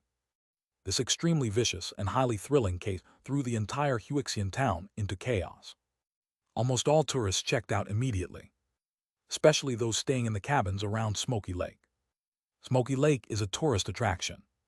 Along the lake, for 100 miles, numerous cabins have been built to satisfy the idyllic leisure of tourists coming to enjoy the lake and mountain views. These were quite popular initially, but with this incident, safety could no longer be guaranteed. Who would dare to stay? Who still has the mood to enjoy the scenic views? The local government was alarmed. The police were alarmed. Lin Xiaosu left the hotel, checked out, and walked 5 miles along the small lake before he saw a police cordon, behind which was the lakeside cabin where the crime occurred last night, now sealed off by the police. Through the cordon, one could see the cabin in disarray. A person was carefully inspecting inside. The person was dressed in white clothes, not a forensic uniform, but rather a casual white long-sleeve t-shirt.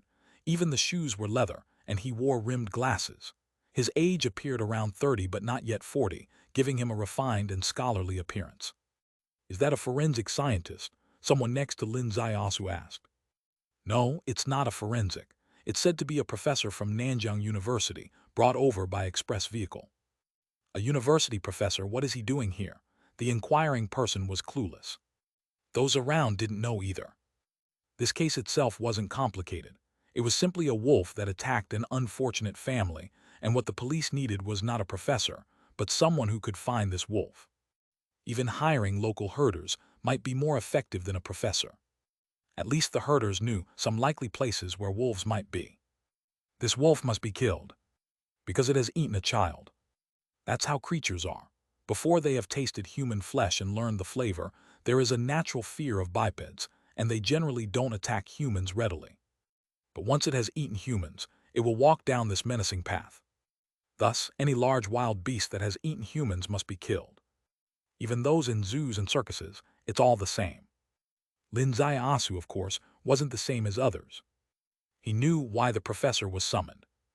Just one reason: this wolf was not an ordinary wolf. Why? Just from the damage caused by this wolf, one can tell this lakeside cabin had safety measures. From the outside, it looked like a wooden cottage, elegant and quaint, but in fact it had steel reinforcements inside, no less sturdy than ordinary houses. Its door was 3 inches thick, made of local maple with dense steel inside. Under normal circumstances, not to mention a wolf, even a tiger wouldn't be able to easily break through this door. Yet, it was shattered, the steel inside twisted like twists. He utilized the time retrospection. The scene from last night appeared before his eyes, and he immediately verified it. It was a white wolf, the size of an ox with blood-red eyes shining in the dark night, moving like a streak of light with unimaginable speed.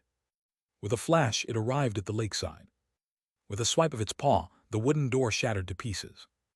Both adults inside were still awake at this moment, and they sprang up immediately, but the white wolf struck, and with one swoop of its paws, both heads became unrecognizable.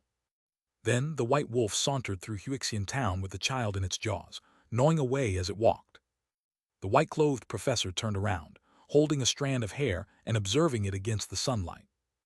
Lin Zaiasu exited the time retrospection, his heavenly Tao wisdom eye peering over 30 meters of space, focused on this white strand of hair, which gleamed like a thread of jade under the sun.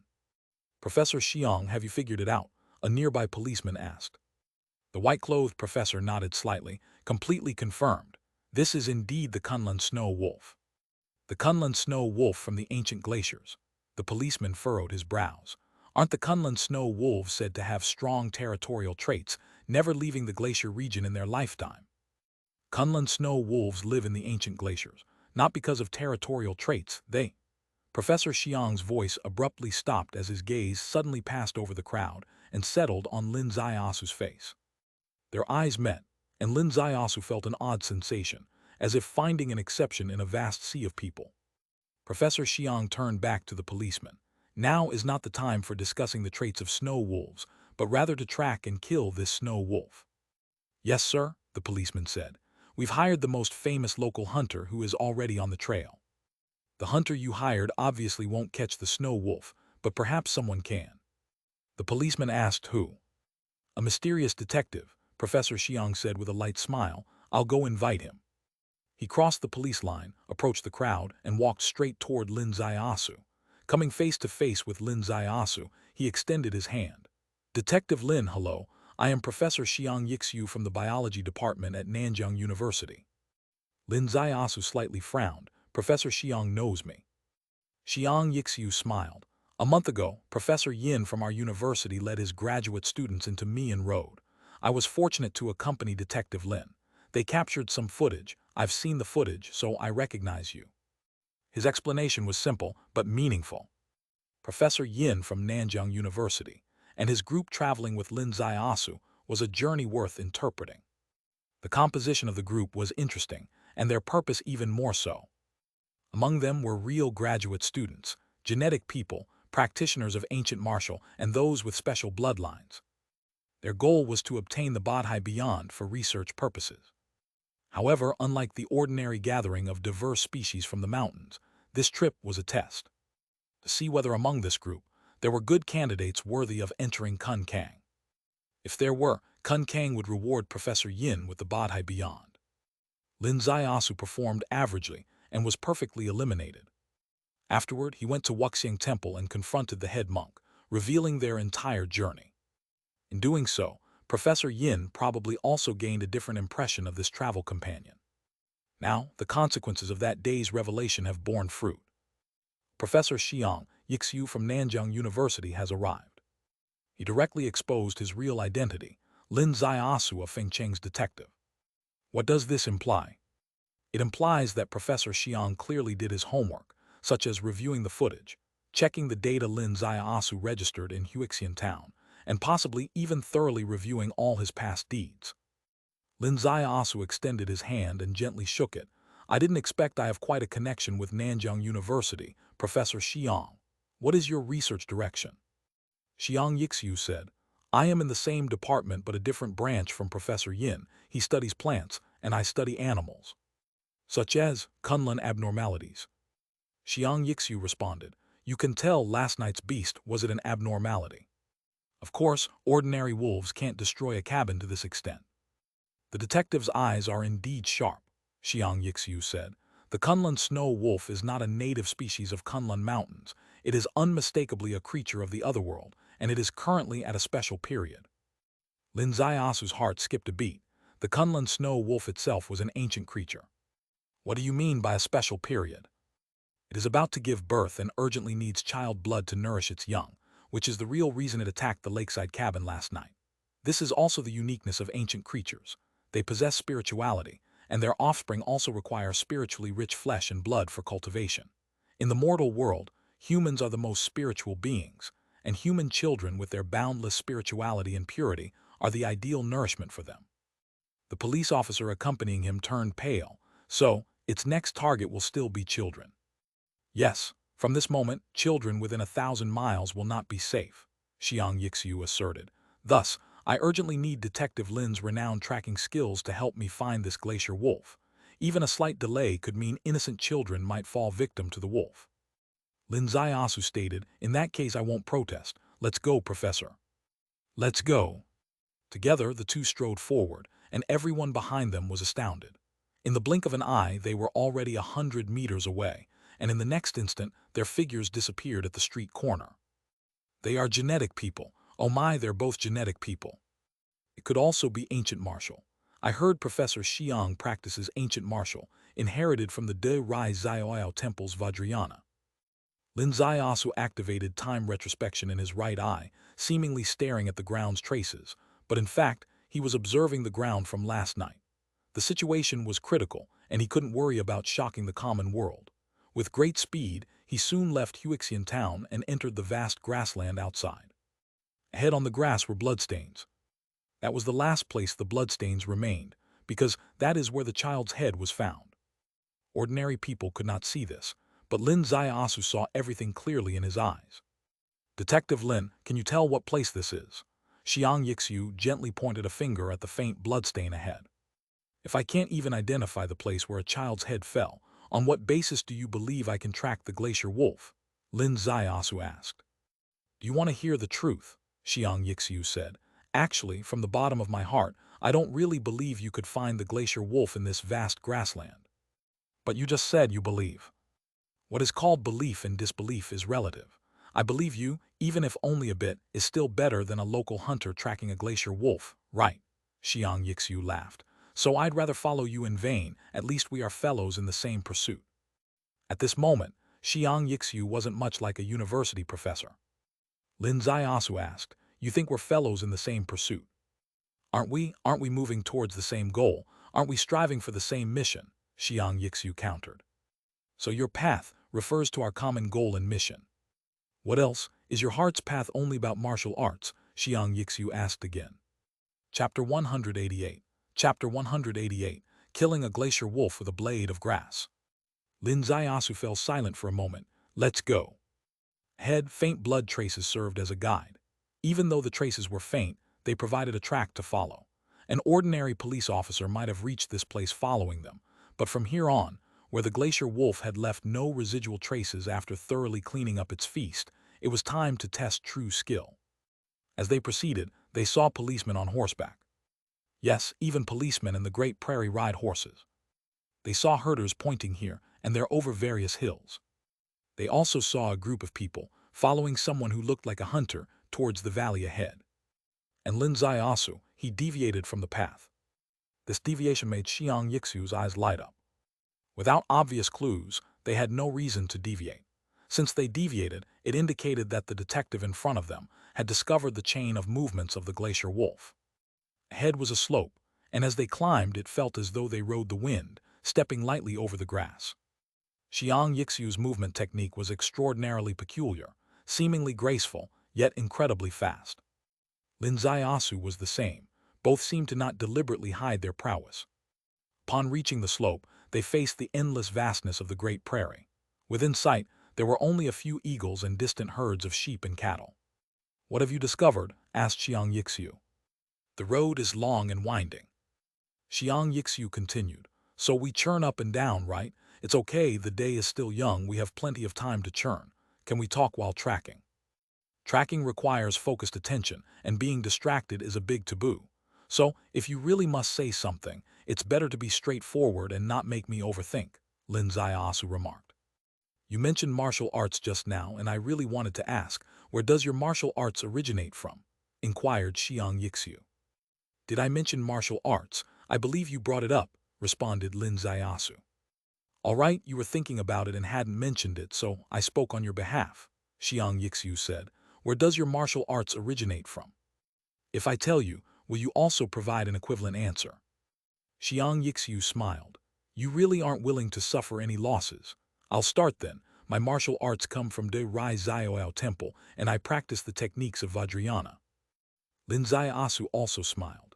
My martial arts come from the rejuvenation skill of the ancient martial inheritor Miao family.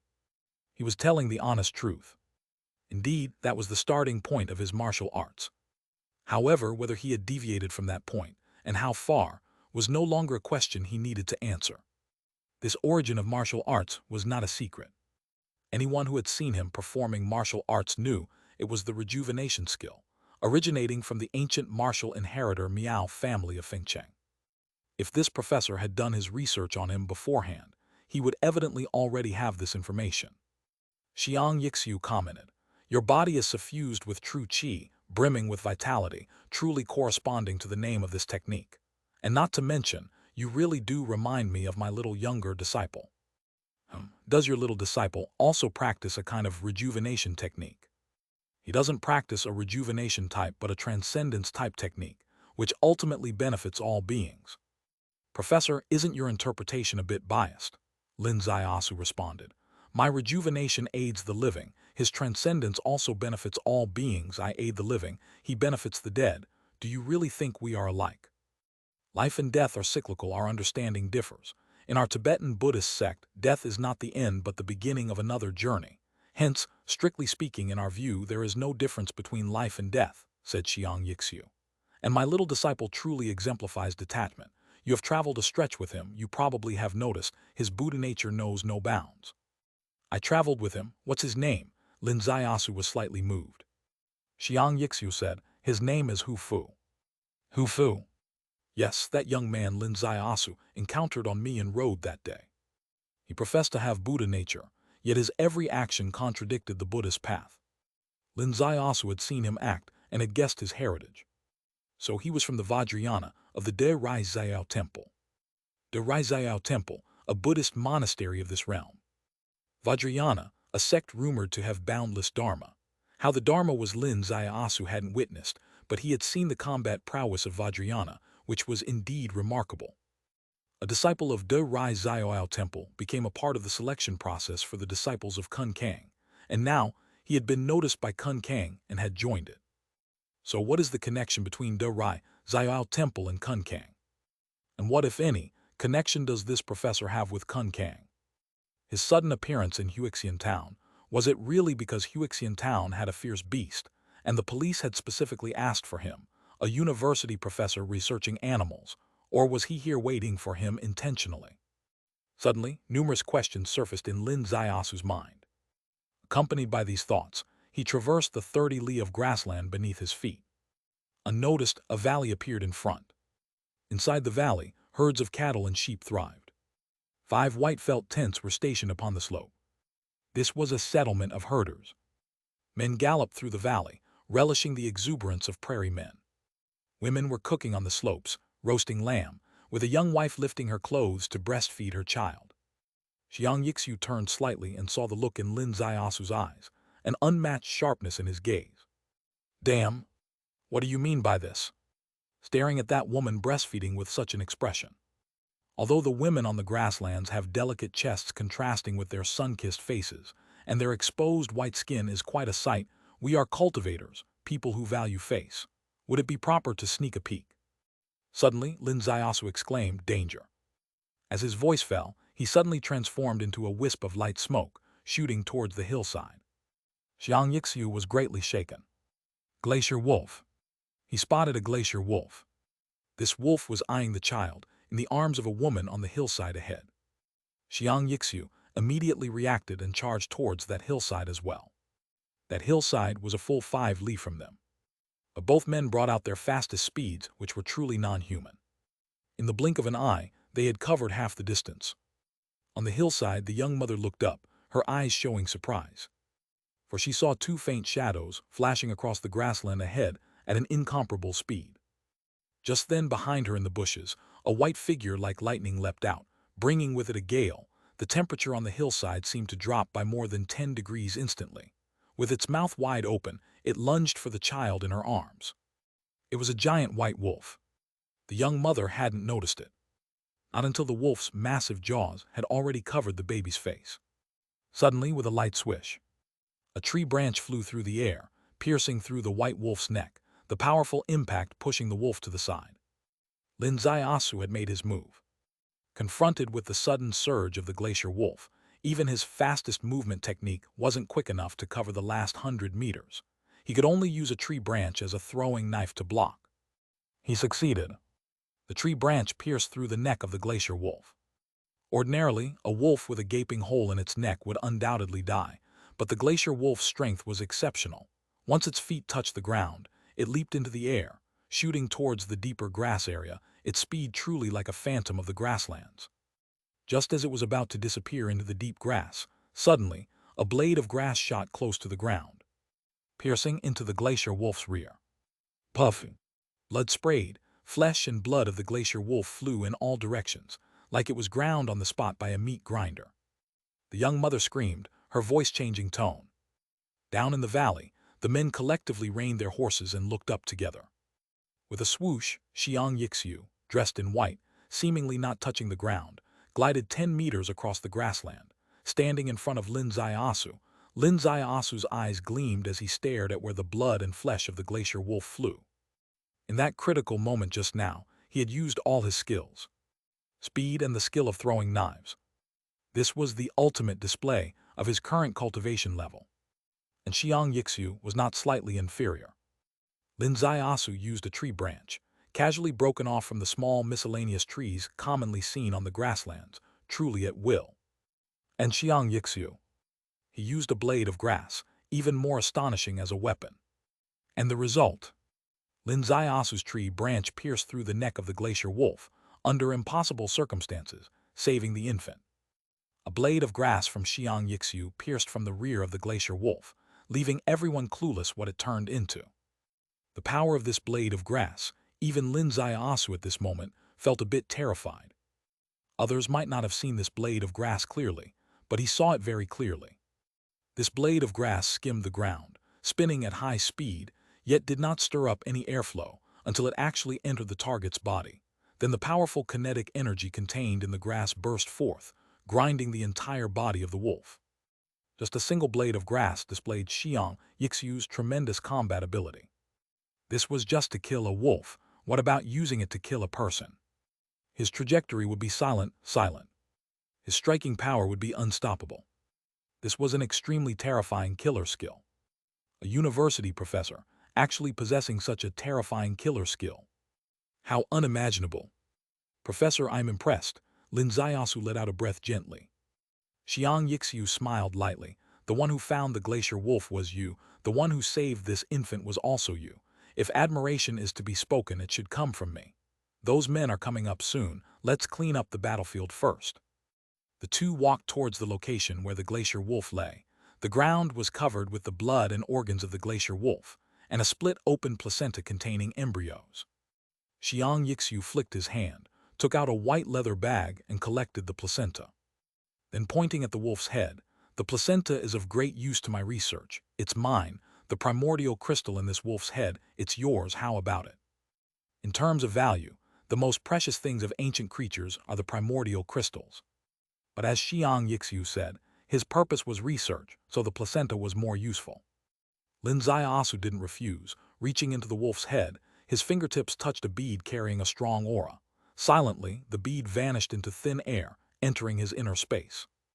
A few men came over, and that young mother also came over, kneeling down to them with her child. On her face hung 2 lines of tears, both from fear and shock. Chapter 189. Chapter 189. Underground Natives.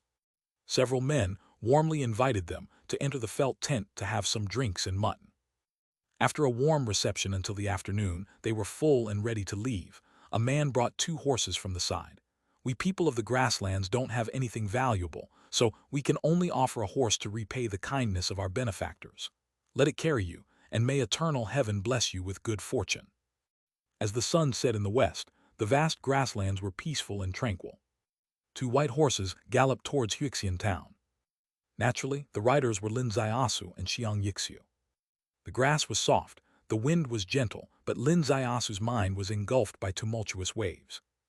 He had already used the turbulence in the space to shatter the primordial crystal. Upon the shattering of the primordial crystal, a massive energy was created from the blood tower inside his body, transforming into true qi and evenly distributing throughout the meridians in his entire body. This was the revolutionary aspect of his method. Even the enlightened masters of Kun Kang could not refine the exotic beast's essence crystal from the ancient great world, but he could. His method of refinement wasn't about slowly dissolving with true qi, but rather rudely sending it into the space secret realm and crushing it, naturally transforming into the energy source of his internal blood tower. On this level, he had surpassed the top masters of Kun Kang. If cultivation was a cage, his cultivation path at least had one key. There's a question you've always not asked, which I think you should. Xiang Yixu's voice came through the wind, light yet. Each word was heard very clearly by Lin Ziasu. Perhaps this was the marvelous use of highly concentrated true qi, even controlling the sound. For example, what question do you think I should ask? Lin Ziasu glanced sideways from the horseback. Xiang Yixu smiled lightly. For instance, you should ask why the ancient wilderness's exotic beasts would appear in the vast grasslands. Yes, indeed I should ask. Do you have an answer? Not a standard answer, just a speculation, said Xiang Yixu.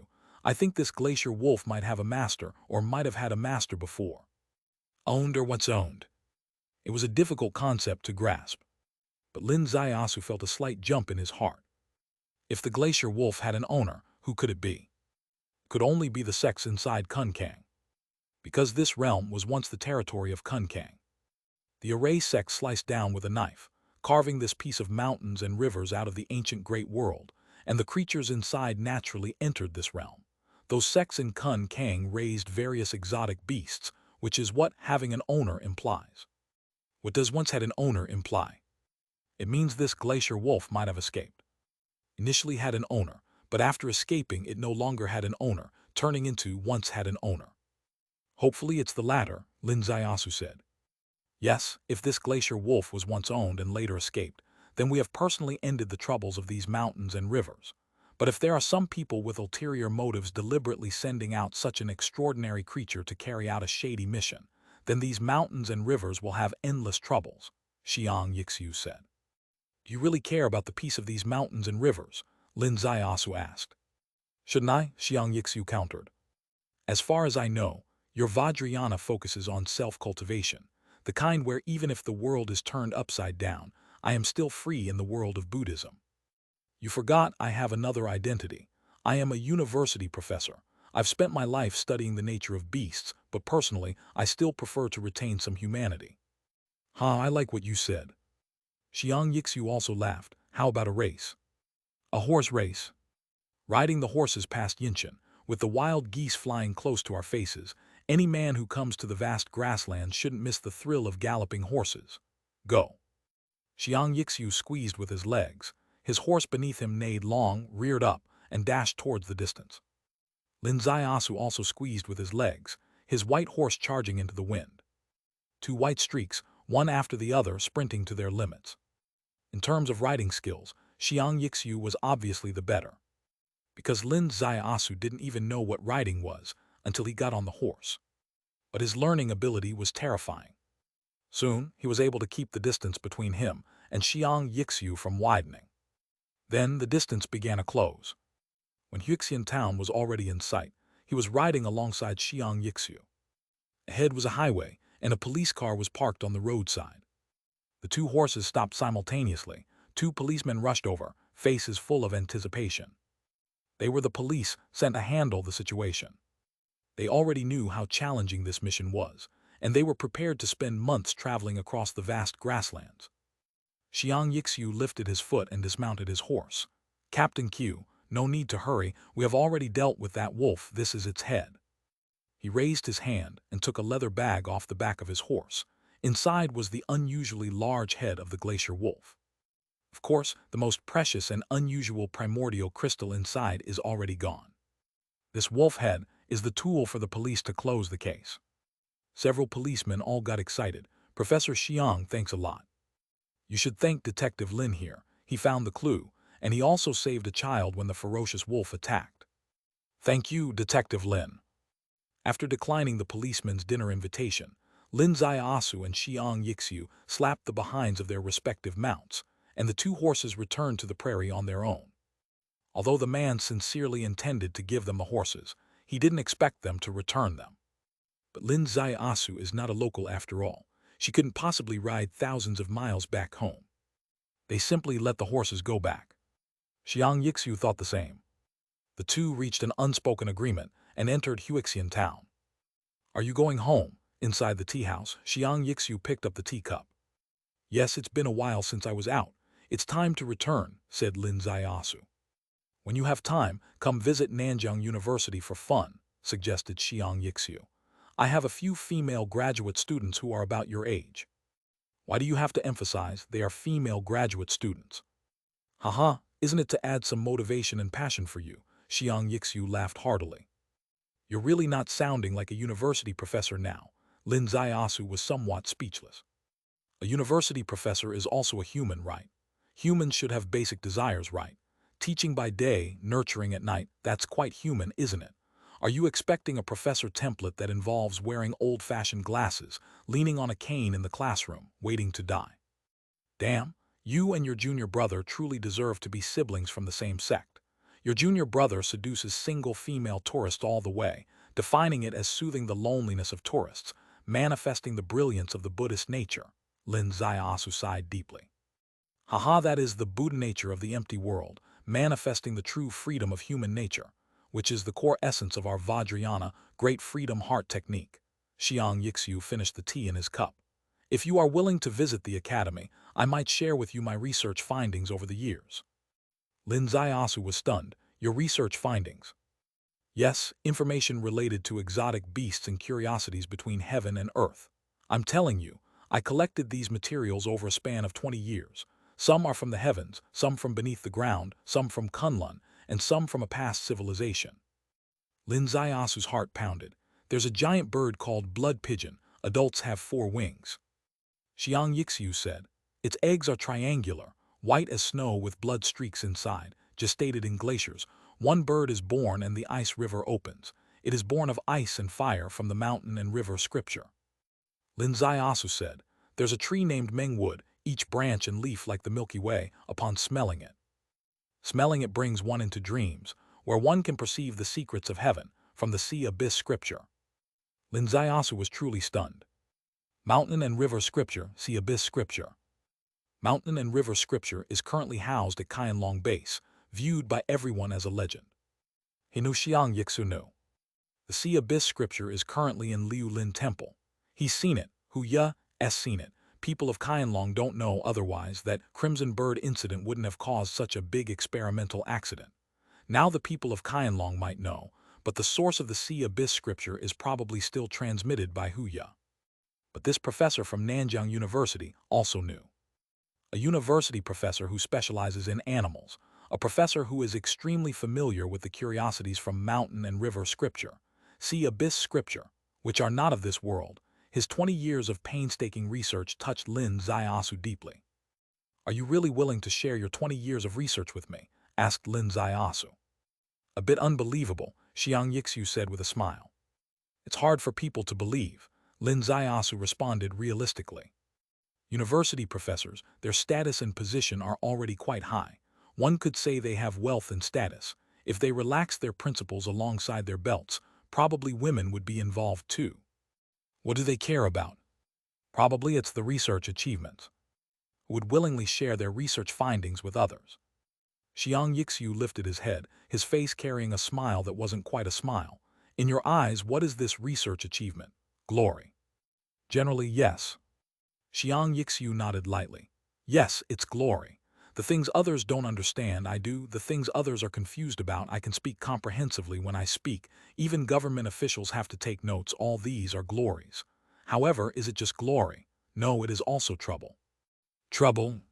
If it weren't for this glacier wolf incident, at this time, I should be in Maldives researching birds with my favorite female researcher. It's just because I'm the only one researching these exotic matters. Thus, I can only come to this prairie during this cold autumn. Don't you think, for a professor who advocates great freedom, isn't this trouble? Indeed it is, Lin Zaiasu nodded. So, you're willing to share your research findings with me, so next time something happens, you tell the police, don't bother me with this crap, go find Feng Cheng's detective Lin Zaiasu. Exactly, now you understand why I'm being so generous. Xiang Yixiu, brimming with a smile, held the teacup. Lin Zaiasu said, this generosity of yours, I presume it's not just offered to me alone. Chapter 190. Chapter 190, Xiang Yixiu's trust and sincerity. Of course not. I treat all my graduate students equally regardless of gender, but the issue is, what's the use of this information to them? They don't have your abilities. You want the police to get them to solve problems. They might end up being a new problem for the police, like, for instance, an exotic beast munching on a visiting assistant. Lin Zaiasu's gaze flickered. Fine, we have shared a camaraderie in battle after all, so I'll take on this hot potato for you. Xiang Yixiu smiled. But that smile quickly froze. Why do I feel things are getting twisted? It should be you thanking me for my favor and trust, grateful for the education I've provided. Why does it seem like I'm now owing you a favor? You should think of it this way, Professor. You have successfully found a scapegoat. In the future, you can leisurely enjoy your time with female graduate students and embody great freedom, right? You can come and go as you please, always able to keep an eye on birds in the Maldives or the fur of something from some other place. And when you put it that way, it feels much better. Xiang Yixiu took out his cell phone and made a call. Captain Jin, arrange a car to take me back to Nanjiang University. Police car carrying Xiang Yixiu and Lin Zaiasu sped onto the highway, heading straight for Nanjiang University. Nanjiang University, the most famous university in the Northwest, located by the banks of the Talai River. Amidst the vast lands of the Northwest, it exudes academic ambience. Xiang Yixiu stepping out of the police car in white clothes was quite an eye-catcher. Lin Zaiasu entered the campus with him, her supernatural senses catching some of the students whispering. That's Professor Xiang. Yes, it's him. You can tell by the white clothes he always wears. Seriously, the professor looks so young and dashing. He's an odd one, rumored to have mysterious relationships with graduate students. What's it mean for him to be brought back by a police car today? Did he get caught soliciting prostitutes? Lin Zaiasu's gaze turned to Xiang Yixiu. He theoretically shouldn't be able to hear the whispers of the students dozens of meters away, but why does he have a grimacing expression? Sensing Lin Zaiasu's look, Xiang Yixiu cracked a grin. I'm definitely not taking a police car in the future. Yeah, confirmed, he heard the students whispering. Xiang Yixiu has a dedicated laboratory. Several graduate students were busying themselves there. Seeing the professor had returned, they enthusiastically greeted him, showing no reserve typical of student-teacher interactions. Among them, a female graduate student stood out with her flirtatious gaze and swaying body. Xiang Yixiu waved at them. Everyone, carry on with your work, don't mind me. He then entered an adjacent information room with Lin Zaiasu. The room was somewhat chaotic. There was a computer, paper documents, thread-bound books, rubbings, stones, and many skeletons. Among them one was so bizarrely large that even without flesh and blood, it still exuded an overwhelming presence. Lin Zaiasu's gaze was firmly locked. This is Qi Huan. Qi Huan, an exotic beast documented in the mountain and river scripture, with bones spanning 7 stars, as tough as mysterious iron, possessing immense strength. An adult Qi Huan was a mountain-guarding beast. Yeah, lucky for me, when I dug it out from under a temple, it was already skeletal. If it had even a breath left, it wouldn't be me admiring its bones, but it admiring mine, said Xiang Yixiu. What kind of exotic beast skin is this? Lin Zaiasu gently tapped a piece of black hide, which was very peculiar with scale armor on it, and bearing a very unique presence, completely different from the ancient wilderness, or Lin Zaiasu was familiar with. This is called earthworm, not a creature from the ancient animals. It belongs to a branch of Earth's indigenous beings. Earth's indigenous beings, Lin Zaiasu's heart surged. He had discussed with Chang Yi about Taoist Liu Yun from Liu Lin Temple when he was at Qianlong 101. Chang Yi had told him that Taoist Liu Yun reached Qianlong and brought along the mountain and river scripture. He also once left behind an exclamation: "Demons hide in distant seas, Earth's natives restless in its core, the ancient wilderness seeks to break its seal to re-emerge. Where will this civilization go?" From this lament, he had deciphered some parts. For instance, demons hiding in distant seas, he understood as Western nations being deeply infiltrated by the nine-headed beast, with various anti-human activities emerging non-stop, threatening Daxia's existence. Weren't that exactly demons? He had already begun to come into contact with the ancient wilderness. But the Earth's natives restless at its core, he never understood what that meant. Now a piece of hide surfaces, and from the mouth of Professor Xiang Yixiu, an expert in the study of exotic beasts, comes the startling phrase Earth's indigenous beings.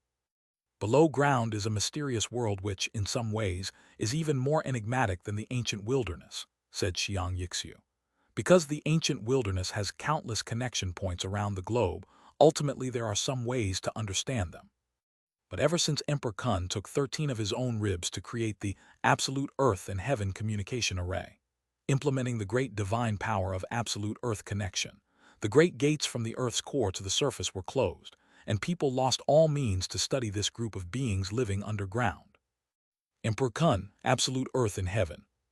This is a legend submerged in historical records, a legend not widely known because it's too horrifying and would completely overturn one's worldview. In this legend, the world wasn't as everyone imagined. This civilization wasn't as people thought. Long, long ago, the first creatures that appeared on Earth according to this legend were the Earth core race, not carbon-based life but silicon-based. Silicon-based life thrives in high heat and extreme environments. For a lengthy period, Earth was ruled by them, because back then, Earth wasn't hospitable like today, with almost no oxygen in the air and the temperature extremely high. In such harsh conditions, carbon-based life had no grounds to sprout. Later, the surface environment began to change. The oxygen content kept increasing, and carbon-based life began to sprout. The surface became less suitable for silicon-based life, but they were not willing to lose their habitat, and they were also improving the environment. However, from their perspective, improving the environment was the complete opposite of what we mean today by environmental improvement. We advocate for green mountains and clear waters, with a pleasant climate. What they wanted to create was an environment ravaged by volcanoes, with extreme climates. This is what we call no good or bad in the environment, only the distinction between suitable and unsuitable. As a result, the first batch of carbon-based life had barely begun to sprout before they disappeared under the slogan of protecting the environment, proclaimed by silicon-based life. In the long period that followed, the struggle between carbon-based and silicon-based life, and the conflict of environmental concepts, was the main conflict on Earth. In fact, carbon-based life was no match for silicon-based life at all.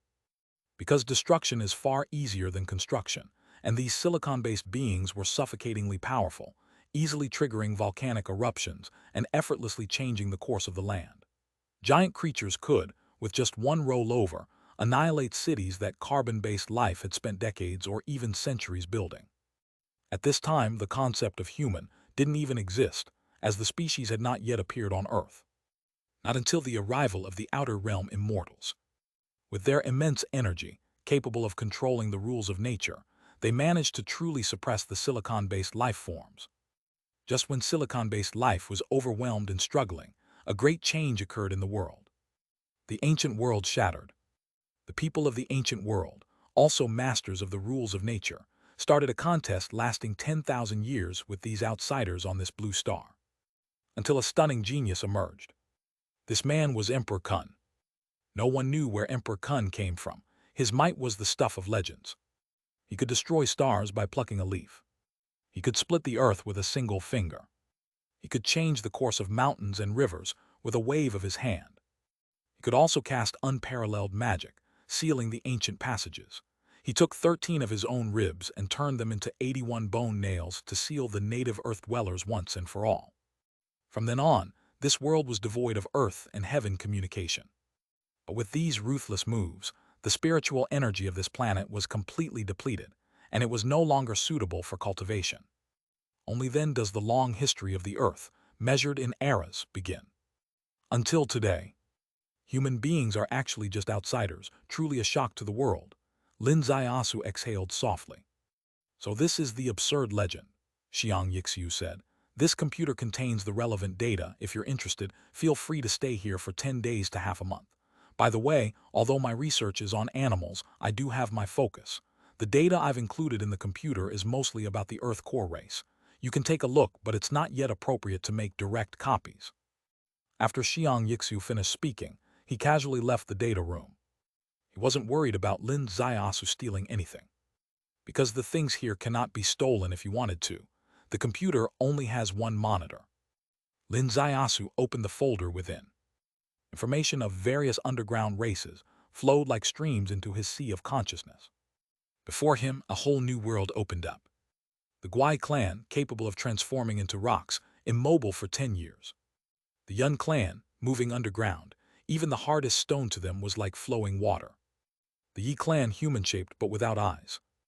Dai Ting, lion-sized with 9 heads and ears, not only able to hear any movement within 100 miles, but also skilled in reading minds. The Li Tian clan, belonging to the various heavenly species, possessing traits of both silicon-based and carbon-based life. Some say they are a hybrid of the human clan and the underground race, their appearance indistinguishable from humans, the only tribe that might still mingle among mankind. Upstairs in a room, Xiang Yixiu and the curvy female graduate student were tumbling in bed. After a bout of passion, Xiang Yixiu sat up and the graduate student lit a cigar for him and nestled into his embrace with seductive eyes. "Professor, who's the guy you brought with you?"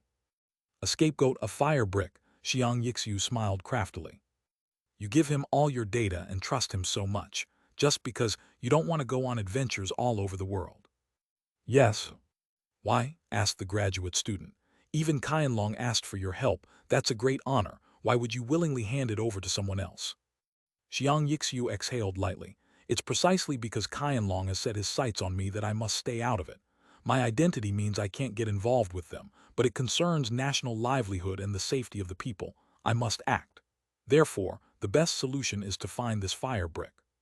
Chapter 191. Chapter 191 Ning City Trial, Hu Ye in Trouble. "Actually, I think you can just hand over your research results to Qianlong. They have plenty of talents, and as long as they get this material, naturally someone will take over your research direction, and naturally, no one will bother you." Xiang Yixiu said, "You still don't understand. I can't possibly have any substantial contact with Qianlong directly, even if I am willing to hand over the materials to them. I need an intermediary, and he is the most suitable one." "Shackles of our sect, right?" The graduate student was silent for a long time. "Let's not talk about this. Book a ticket. We're flying to the Maldives tomorrow." "Oh my God, you put a fire brick in the archive room. Take me to the Maldives. I feel like it's going to be very tough for me to handle you alone for 7 days and nights. You martial artists are too fierce. Some can't stand it." The graduate student complained, but even the complaints were laced with charm and allure. "No worries, it's a tourist area. You'll find beauties from all over the world there. You can always find a scapegoat when you can't handle it." The next morning, Xiang Yixiu flew away. Lin Zaiasu hadn't slept all night and also left the archive room that morning. Outside were a few graduate students who informed him of the situation. "Classmate Little Sue, the professor has gone to the Maldives." Lin Zaiasu was slightly stunned. Another graduate student said, "The professor has arranged it. You can stay here, and you're welcome to look at the materials anytime." "Thanks to the professor, but I have other things to take care of. I must go." Lin Zaiasu slung his over-the-shoulder bag. "Fellow classmates, goodbye." After leaving the lab, he walked through the campus that was flanked by poplar trees. It's kind of absurd to think about it. Poplars planted in the campus are water hogs, sucking up all the moisture. Once planted, they cause the nearby trees to wilt, their leaves turning yellow like it's early autumn. He hailed a taxi to the high-speed train station and bought a ticket back to Huanggang. Once on board, the high-speed train set off, racing from the increasingly autumnal northwest towards Dongchu province in the central region.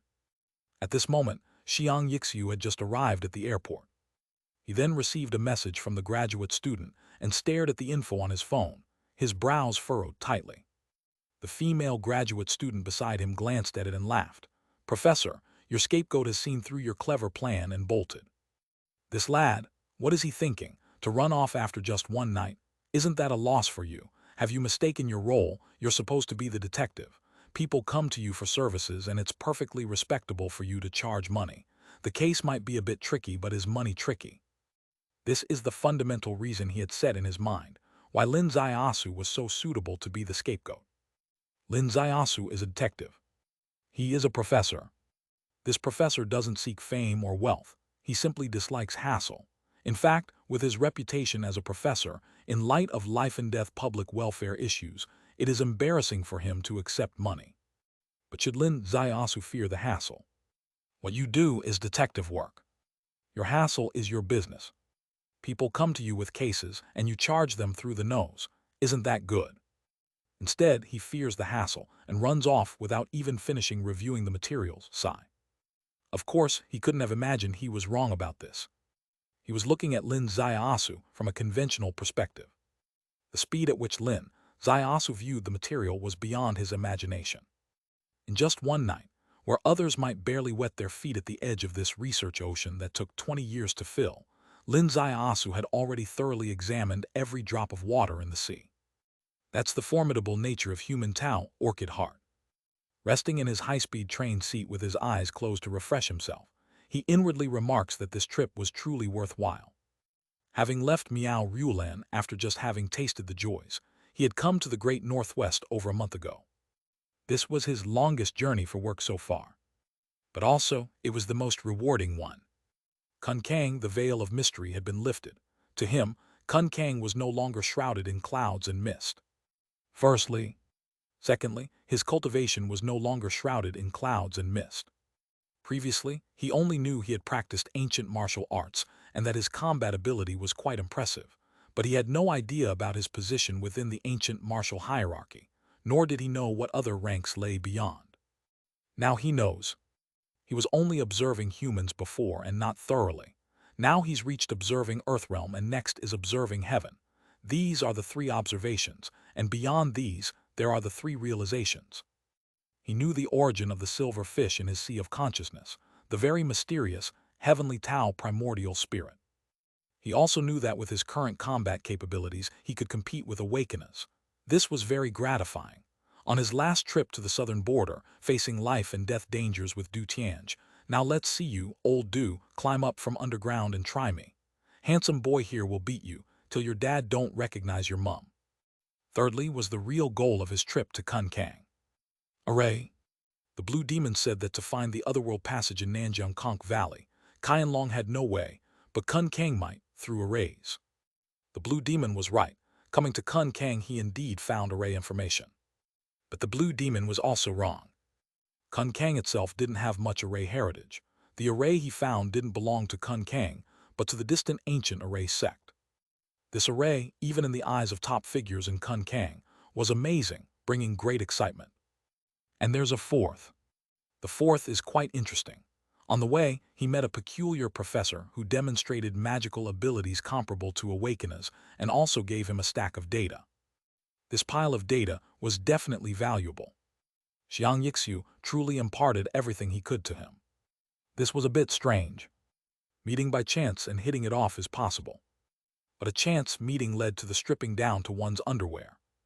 He really wanted to ask Xiang Yixiu, what exactly is your background? If betting was an option, he would wager his no longer existent virginity that this professor had ties to Kun Kang. The Rizao Temple, Wuxiang Temple, Kun Kang, Xiang Yixiu Hufu. Each power, each individual, seemed shrouded in mystery. Nanjiang University. Lin Zaiasu put on the dragon eyeglasses and searched for Xiang Yixiu, search for Professor Yin Dingxian from last time, search for Hufu, search for Dawa. Dragon Eye had no records of Hufu and Dawa, but it had records on Xiang Yixiu and Yin Dingxian. The information in Dragon Eye about Xiang Yixiu was very simple. Professor of the biology department at Nanjiang University, specializing in zoology. The records of Yin Dingxian were relatively more detailed. Professor of the biology department at Nanjiang University, specializing in botany. This person had attended many professional conferences with unique insights on botany. Suddenly, a piece of news scrolled by. Lin Zaiyasu was slightly stunned. A monster attack occurred in Ning City. His dragon eye had limited functionality, precisely speaking, only two features.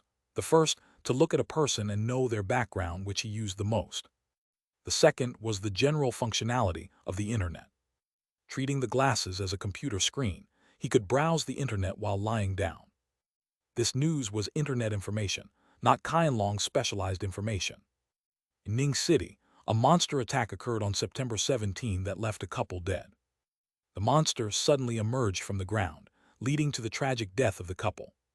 On September 19, another tragedy occurred in Hujieshing Village, Zaihe Town of Lai County, a small county northwest of Ning City, where a monster from underground caused another couple's death.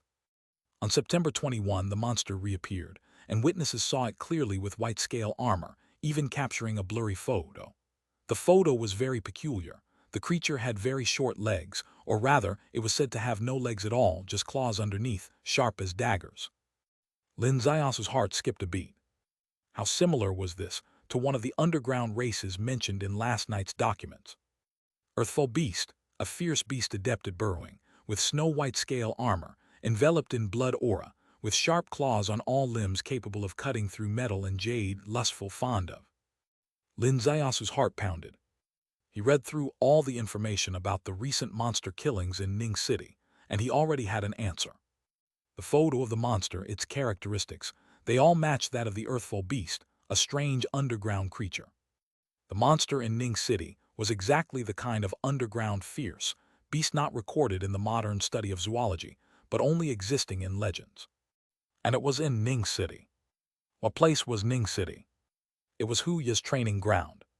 Had Qianlong chosen Ning City as the training ground for the reserve because of this monster? It was known that Qianlong training was not chosen at random. The training was often real combat. When sudden events occurred, and Qianlong's higher-ups deemed them suitable for new recruits to practice, they would be settled as training topics. If this was indeed the thought process, then one could only say that Qianlong had chosen the wrong topic. An Earthfall Beast was not something that the reserve could handle. Even formal Qianlong members would struggle to deal with it.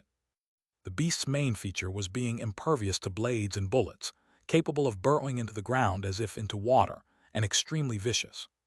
For any individual, a blade and bulletproof underground monster that comes and goes without a trace is dangerous. From the 12th to now, for nearly a month, the monster killing spree continued. The last news report was from yesterday. What did this imply? It meant that if Hu Ya had indeed targeted this beast for training, it had not been successful so far. Failed training was not a big deal.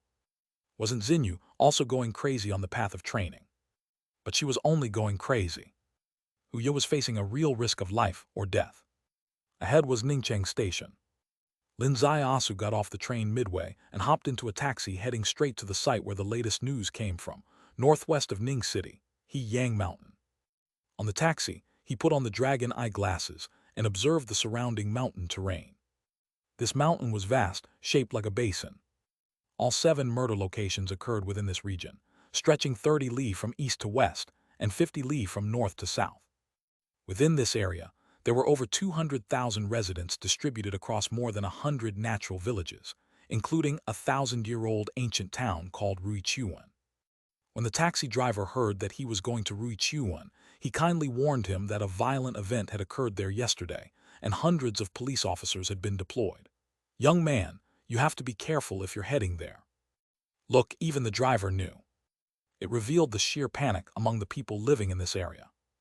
At the top floor of a restaurant in Ruichuan, in one of the rooms, 2 people were sitting, each wearing a pair of glasses, staring at the distant mountains. From this vantage point, ordinary people couldn't make out the distant mountains. But with glasses on, it was a different story because the glasses they were wearing were called Dragon Eye. These 2 individuals were Qianlong. They were the 2 in charge of leading and evaluating the reserve training, a man and a woman. Chapter 192. Chapter 192. Meeting childhood friends in a foreign land. They were all around 30 years old.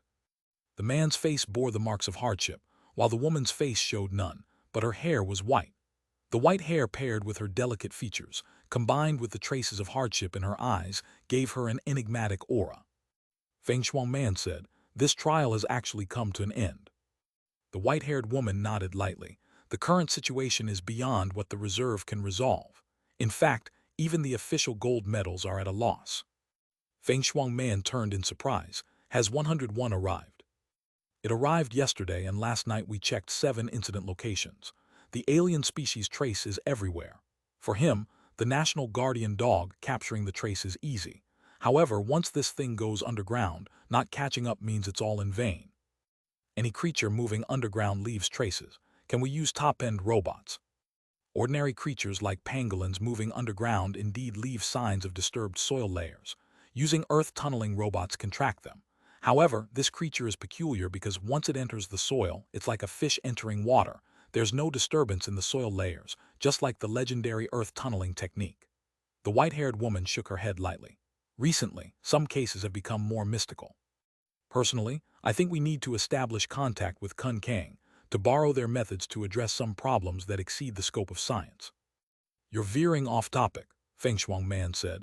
Since the trial can't proceed in reality, continuing it is pointless. How about we terminate the trial?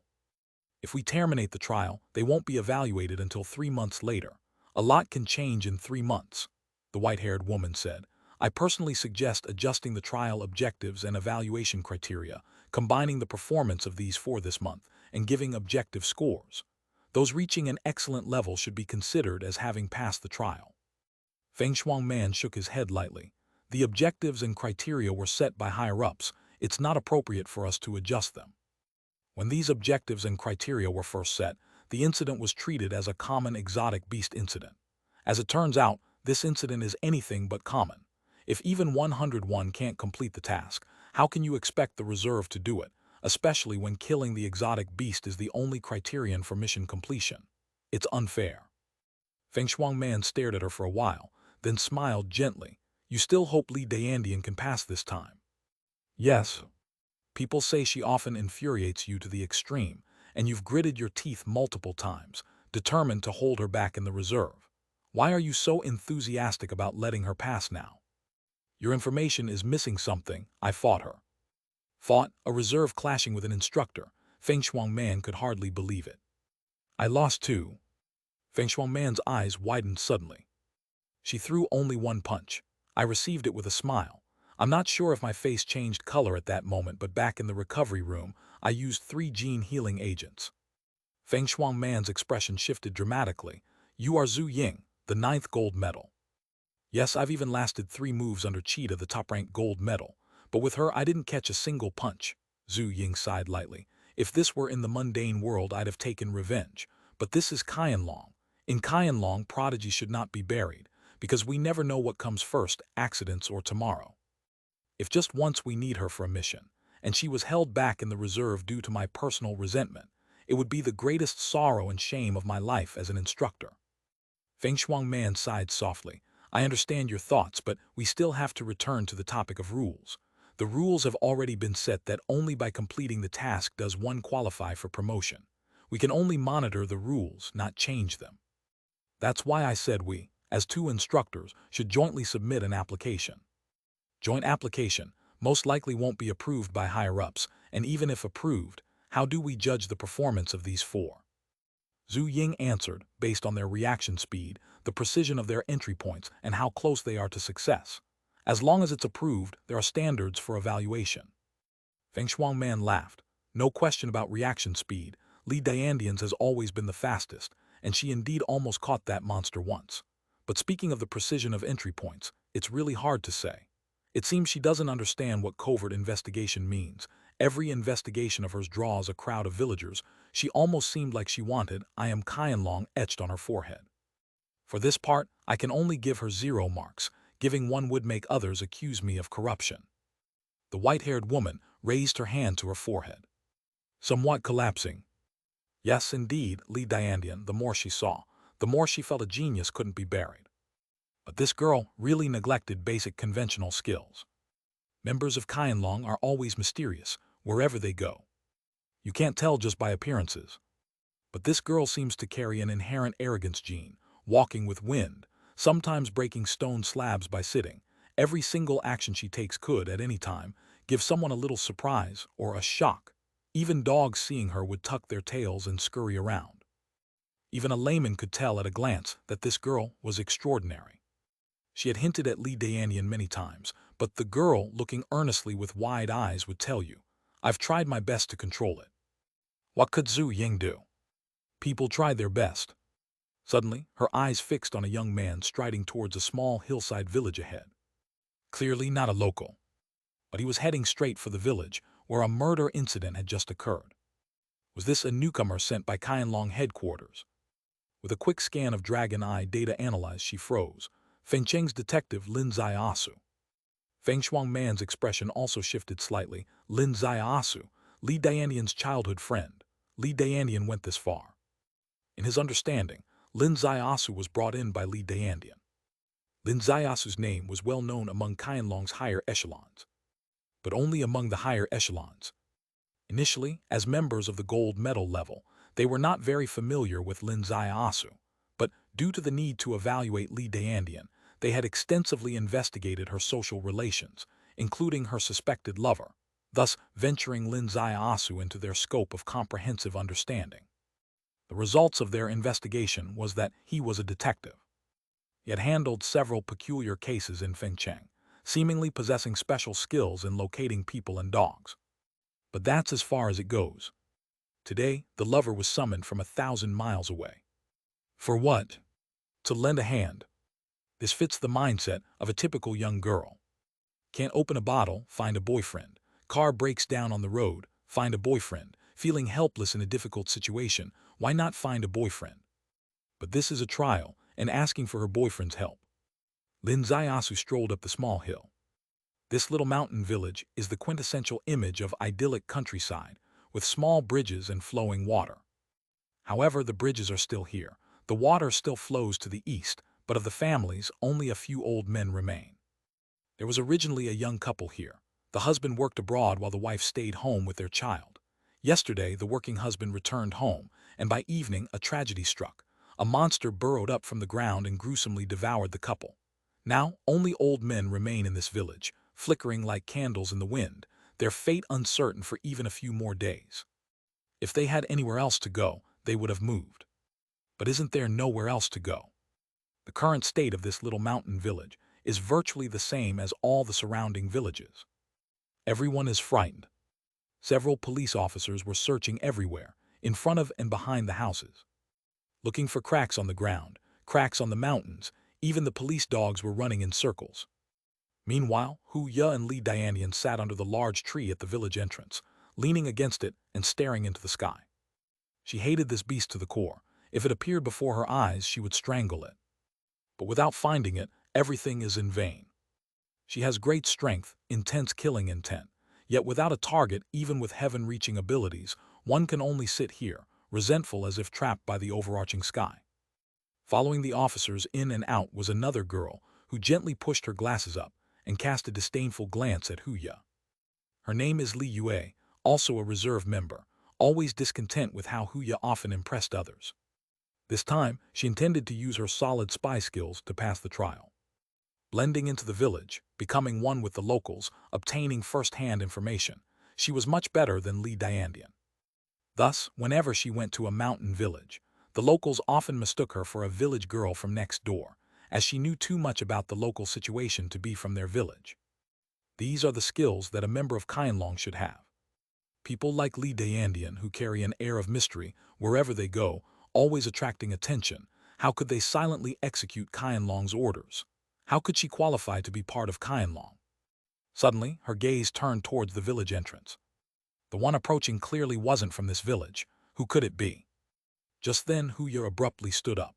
With a loud bang, the tree behind her shed its leaves, causing the old men's eyes to widen dramatically.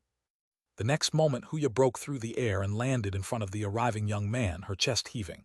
"Little Su, why are you here?" Lin Ziasu looked equally surprised. "What are you doing here?" I'm here for free combat training. I heard about the beast sightings in this mountain village. The police invited us trainees to help deal with potential emergencies. And you? Why did you come here?" Lin Ziasu replied, "I was handling a case in Ning City and also heard about the beast sightings, so I thought I'd check it out." "What a coincidence that we'd meet here. across thousands of miles. Yes, yes, it is so surprising. Huya was overjoyed. I was just saying there's no one else around who's good at tracking beasts, and here you are, the best detective for finding people and dogs. This is perfect. Today you must show us your skills. Captain Joe. A middle-aged police officer ran out of the room. Indeed, he ran. This is my invitee. Can he participate in the case? Huya said. Before Captain Joe could respond, Li Yue interjected. Is that appropriate? The other officers fell silent.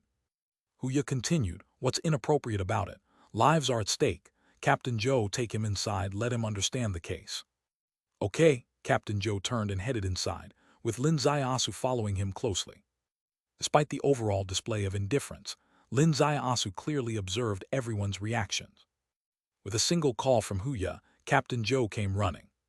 She was ostensibly asking, but Captain Joe clearly intended to follow her orders directly. In front of this police squad, Huya was the leader. However, it was different with that young girl. She rejected Huya's suggestion, but Huya ignored her, so the two must be equals, specifically due to the unique circumstances of the reserve trial. The girl must also be a reserve member. That was the conclusion Lin Zaiasu quickly reached. Chapter 193. Chapter 193. Wind tactics can be used as a strategy to lure beasts. Lin Zaiasu entered the room. Inside the room, there were various documents, not only regarding the current case, but also about the previous 6 murder cases. Because these 7 cases were of the same nature, they were investigated together as a combined case. Cases under investigation are generally not to be disclosed randomly, and ordinary people would not be able to see them, but Li Diandian's personality has always been such. She doesn't care much. In her view, the fierce beast could come out at any time. Once it comes out, it will result in a loss of life. And Lin Zaiasu is an expert in the tracking technique. Even the emperor himself would have to make way for him. This is what she considers a matter of life and death. The police captain was a bit vexed. Should he really let an outsider study the materials comprehensively? Just then Lin Zaiasu spoke up. I don't need to look at these materials. Captain Joe, please briefly introduce the case. That's right.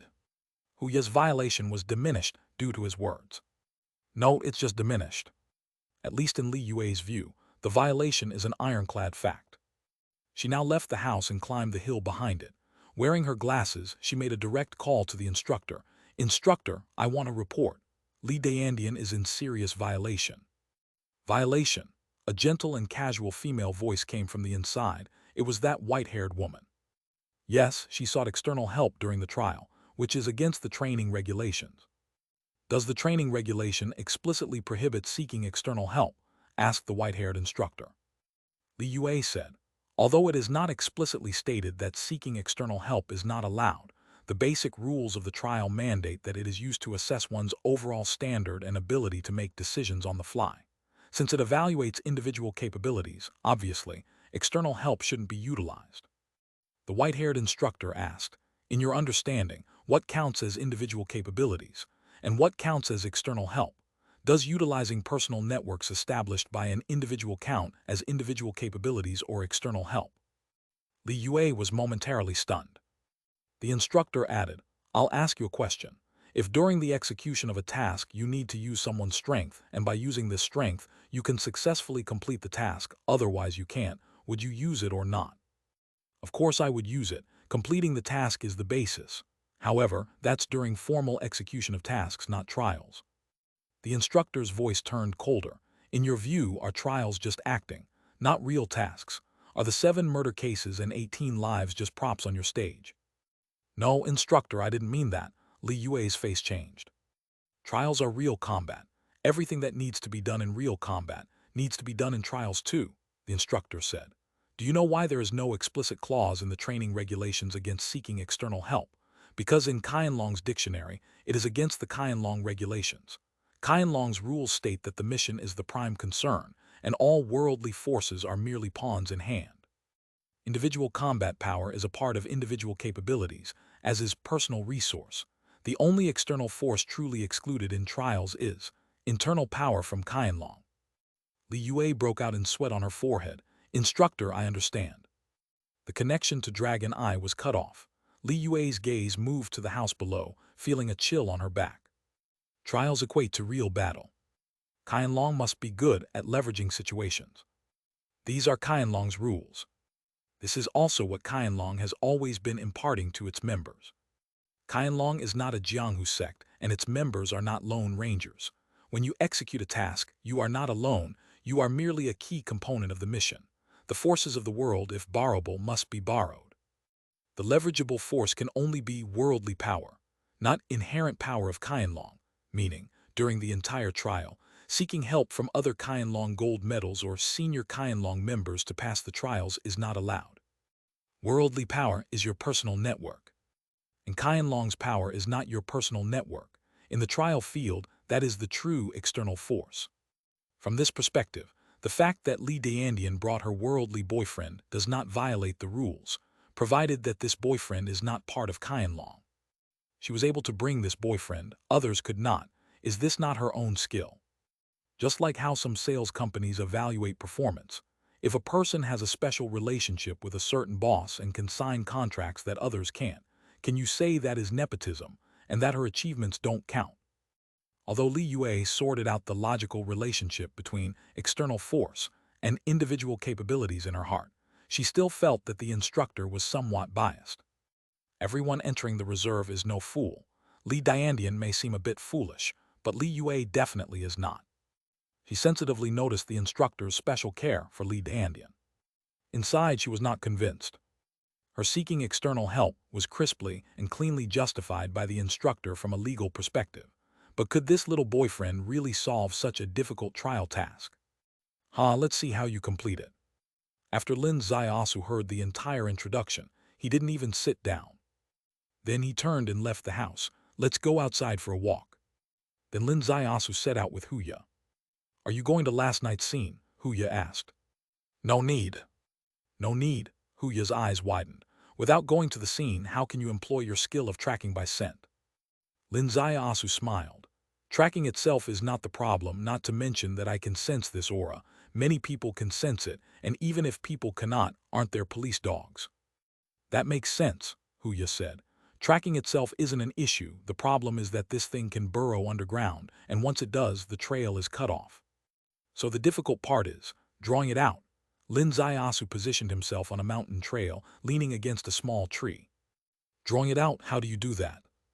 First, we need to understand its characteristics. Lin Ziaosu said. From that photo, I've determined it is an exotic beast unseen in the mortal world called Earthful Beast, of extreme yin, with earth attribute from the 5 elements. Its greatest ability is the earth escape technique. Its burrowing is different from that of a pangolin, which uses physical burrowing, whereas it follows the earth rules. So once it burrows underground, no one can track it, not even the most advanced burrowing robots. Huya's heart raced. Earthful Beast, extreme yin, earth rules. How do you know these? Did my dad have other ancient books? This information was just a chance find, Lin Ziaosu replied. But let's not talk about that. Let's discuss how to lure the Earthful Beast out. To attract a fierce beast underground, one must cater to its preferences. You also look through the 7 murder cases. Any similarities? Huya asked. Nighttime, it likes to roam at night, Huya said. No, not the nighttime. For a beast that lives underground, there is no distinction between day and night. It chooses to appear at night not because it likes the nighttime, but because the things it likes mostly happen at night. What does it like? Lin Ziaosu said. In the 7 murders, its targets were all couples and specifically young couples. Think about what it likes. Huya's eyes widened. You better not tell me this thing likes to watch men and women doing that something. Why not? Huya gasped. My God, it really likes watching men and women having intercourse. How can there be such a pervert? Because, as I said before, it's extreme yin, Lin Ziaosu said. There's a saying in the path of Tao, isolated yin does not last, nor does isolated yang. Every creature ultimately aims for a balance of yin and yang. For exotic beasts born with fatal intrinsic limitations, the union of yin and yang is what interests it. This theory indeed comes from another ancient book of your dad, which you should have read. The Taoist book. Yes. This time I mainly read the Sea Abyss scripture, and I only flipped through a few pages of the Taoist book. It seems, no matter what, learning is essential. Next time I go back, I'll thoroughly read the Taoist book, Huya said. Now that you've pointed out the direction, we need to get something that interests it to draw it out. Right. How about we place a loudspeaker in this valley, playing some adult movies from Fusang country? Men moaning, women screaming, it's a stimulus no one can resist. If the fierce beast likes it, it might not be able to hold back, suggested Huya. No response came from beside her. Turning her head, Huya saw Lin Zaiasu making a grimacing expression. Is this method not feasible? Huya, very self-aware, asked. Lin Zaiasu gently shook his head. Let me give you a little common knowledge. Creatures living underground perceive the outside world not by ears, and it's questionable whether this thing even has ears. What then? Mysterious energy sensing, Lin Zaiasu said. Perhaps we could use some biological hormones, quietly diffusing them in a dark room at night. Biological hormones, Huya frowned. Is this hormone secretion during men and women having intercourse? Cough. Lin Zaiasu felt a tickle in his throat, coughed and nodded. Where do we find this stuff? Huya asked. Otherwise, I'll talk to Li Yue to find a man to act this out. Lin Zaiasu's eyes widened. Is this appropriate? Huya patted her chest. For the mission's completion, what's acting in a play? If it weren't for my special condition, I wouldn't trouble her. I believe she can accept. I'll go talk to her. Seeing that she was really going to find someone, Lin Zaiasu also panicked. Li Yue, what's her cultivation and combat power like? Just a rookie, Huya boasted proudly. Her pride had a basis. In her eyes, every reserve was a rookie. Even if she agrees, even if she really acts in this so-called play, what if the fierce beast shows up? Can she effectively kill it? Huya froze. Indeed, drawing the fierce beast out is just a means, not the goal. The real goal is to counterkill. Li Yue's cultivation and combat power being what it was, if she gets into it and slips up, wouldn't the fisherman be swallowed by the fish? Huya slowly raised her gaze. You mean, I should handle this personally? Cough, cough. Chapter 194. Chapter 194. Childhood Memories in a Little Mountain Village. Huya's eyes glittered. After chasing for thousands of miles, you still haven't let go of that childhood obsession. You can't help but want to make your move on me. Lin Zaiasu's eyes bulged, really wanting to argue back. Didn't you know about that kiss you gave me before you left Liu Lin Temple? But he chose not to say it. Let's just say, a woman always needs to go through such trials. How could you talk about training if you don't even dare to try? Huya gently patted his shoulder. Buddy, how about I get them to prepare some medicine for you? I personally think tonight will be a great challenge for you. Lin Zaiasu looked towards the evening sun on the horizon. Are you intent on making me skip dinner tonight? Anything I eat now, I wouldn't be able to explain clearly. Huya chortled. Her smile under the setting sun was endlessly beautiful. That dinner, he ultimately did not eat with everyone else. Lin Zaiasu wanted to minimize his own presence in the trial. He refrained from analyzing the case in front of the police because he wanted to reduce his presence and give Huya an advantage. Another reason was that he still had to choose a suitable location. The 7 murder cases were spread out over a vast distance, spanning 30 miles in radius. If one were to judge the center point only by the circle formed by the 7 spots, it should be at the top of a mountain. However, Lin Zaiasu's determination of the center point was not solely based on distance, but also on a mystical sense of qi. His heavenly Tao primordial spirit was capturing the qi of fierce beasts all around, sensing the ground in all directions, and discovered the valley ahead was where the qi was most concentrated. There was a small mountain village there, almost abandoned. Lin Zaiasu and Huya arrived at this small mountain village and encountered an old man at the entrance of the village. After a brief 3.5-sentence chat, they learned that originally only 3 families lived in the mountain village. After the fierce beast murders, 2 of the families left, leaving only this old man with nowhere to go. Being a loner, he had long been indifferent to life and death. The old man, seeing them, seriously warned, "Young people, you should hurry down the mountain. Don't stay overnight here." Lin Zaiasu agreed, then turned around and left the village. But he sat down under the big tree at the corner, until the sunset had completely fallen, until a lone light was lit and then extinguished, until the small mountain village was as silent as death. The 2 of them, silent and stealthy, trod the mountain path, entered the village, which was so silent it didn't even have a dog. Naturally, there wasn't any noise. Lin Zaiasu stretched out his hand and fumbled inside a hole in the wall of a mud brick house, extracting a key and unlocking the door to this family's home. Huya's eyes widened. How did you know there was a key here? An old memory, Lin Zaiasu said. My mom has this habit too. She likes to leave the key by the door when she goes out. Actually, my mom does the same, Huya said.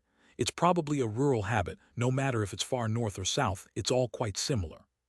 Keeping the key nearby, one is to prevent yourself from losing it while running around the mountains, and second, to provide convenience for family members to find the keys when returning home. As for an outsider taking advantage of the situation, who would think of that? The people who didn't even have proper houses, what valuables could they have in the family?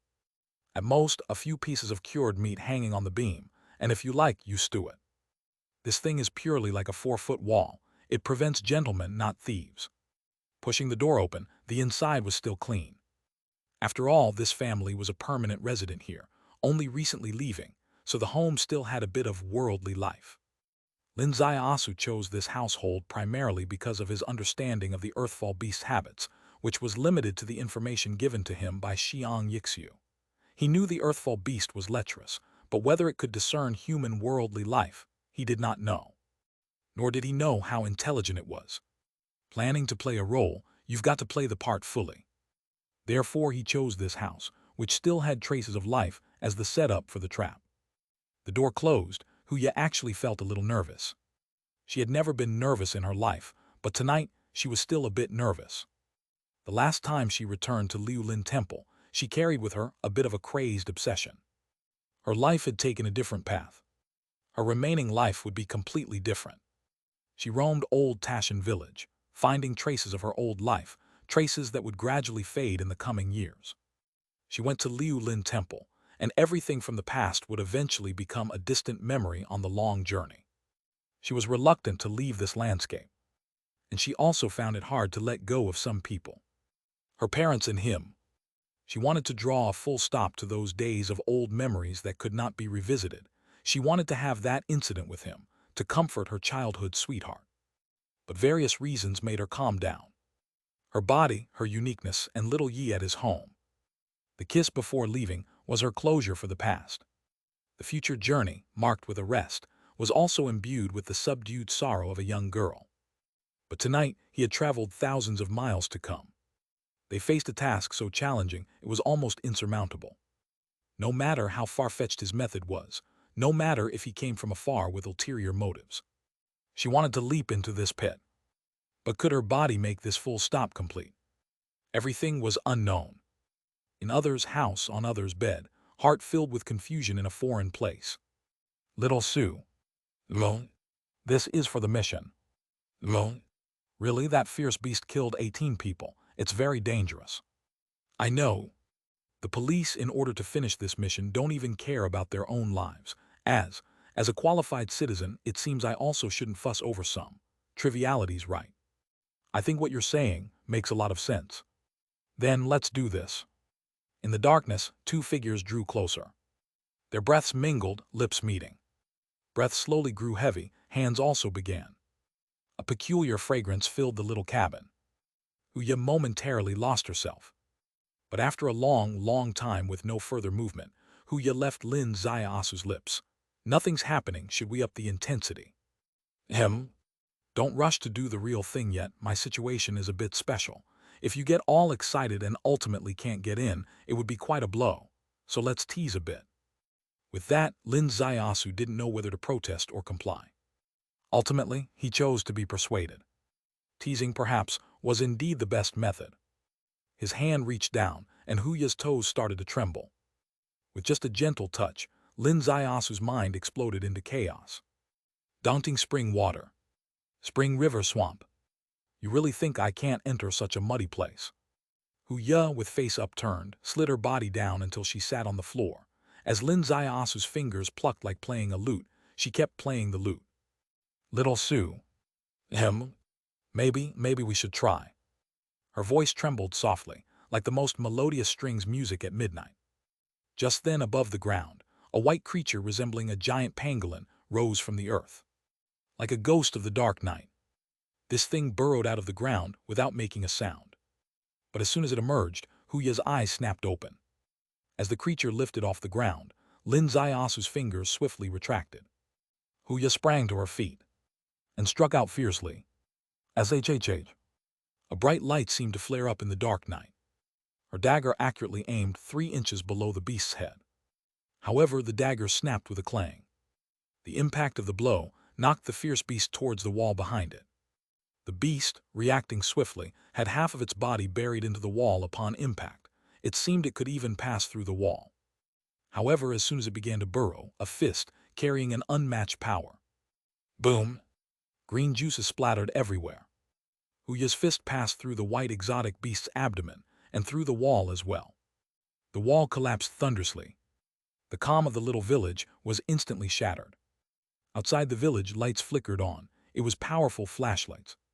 Whoosh, 2 figures swiftly traversed the brush, silently appearing before Huya, one on the left, a man in his 30s with a resolute expression, now excited. On the right, one with white hair. Her hair fluttered in the air, and a smile appeared on her face. Huya's right hand directly penetrated the belly of the fierce beast. The beast was still desperately struggling, its claws scraping across Huya's arm but leaving no wounds. This struggle was merely its death throes. In an old house in the village, a light turned on. An old man put on a garment and opened the door. Seeing the people outside, the old man was stunned. 2 policemen told him, "Old man, don't be afraid. We're police officers specially here to kill this fierce beast. Now the mission is accomplished." The old man awoke from a dream, repeatedly exclaiming, "Wonderful, wonderful, this is so good." Huya introduced these 2 instructors to Lin Zaiasu. Oh, in her introduction, they were the coaches of this free combat training session. She also introduced her partner Lin Zaiasu to the 2 instructors. He's a detective, skilled in tracking techniques. Also adept at solving mysterious cases, and quite famous in Fengcheng. If it were yesterday, people wouldn't have been very interested in a detective from the mortal world, but today, these 2 instructors, coaches, were highly interested in him. Because with his arrival, in just half a day, he solved the case of the underground exotic beast that had troubled everyone for a month. Li Yue watched all this, feeling inwardly unreconciled, but the facts were in front of her, the results were before her. She seemed to have to admit the instructors made sense, regardless of whether borrowing power for the trials was fair or unfair. Having such a perfect battle result was still a good thing. "Detective Lin, we truly have to thank you for the completion of this mission." The white-haired instructor extended her hand and shook Lin Zaiasu's hand. Lin Zaiasu felt something strange about the touch. Her hand seemed to be as solid as ice, completely devoid of warmth. Upon shaking hands, he felt his fingers turn cold and ghostly. Of course, maybe that wasn't the aftereffect of shaking hands, but rather the aftereffect of playing that thing with Huya just now. His fingers had her bodily fluid on them, and as the wind blew, they chilled.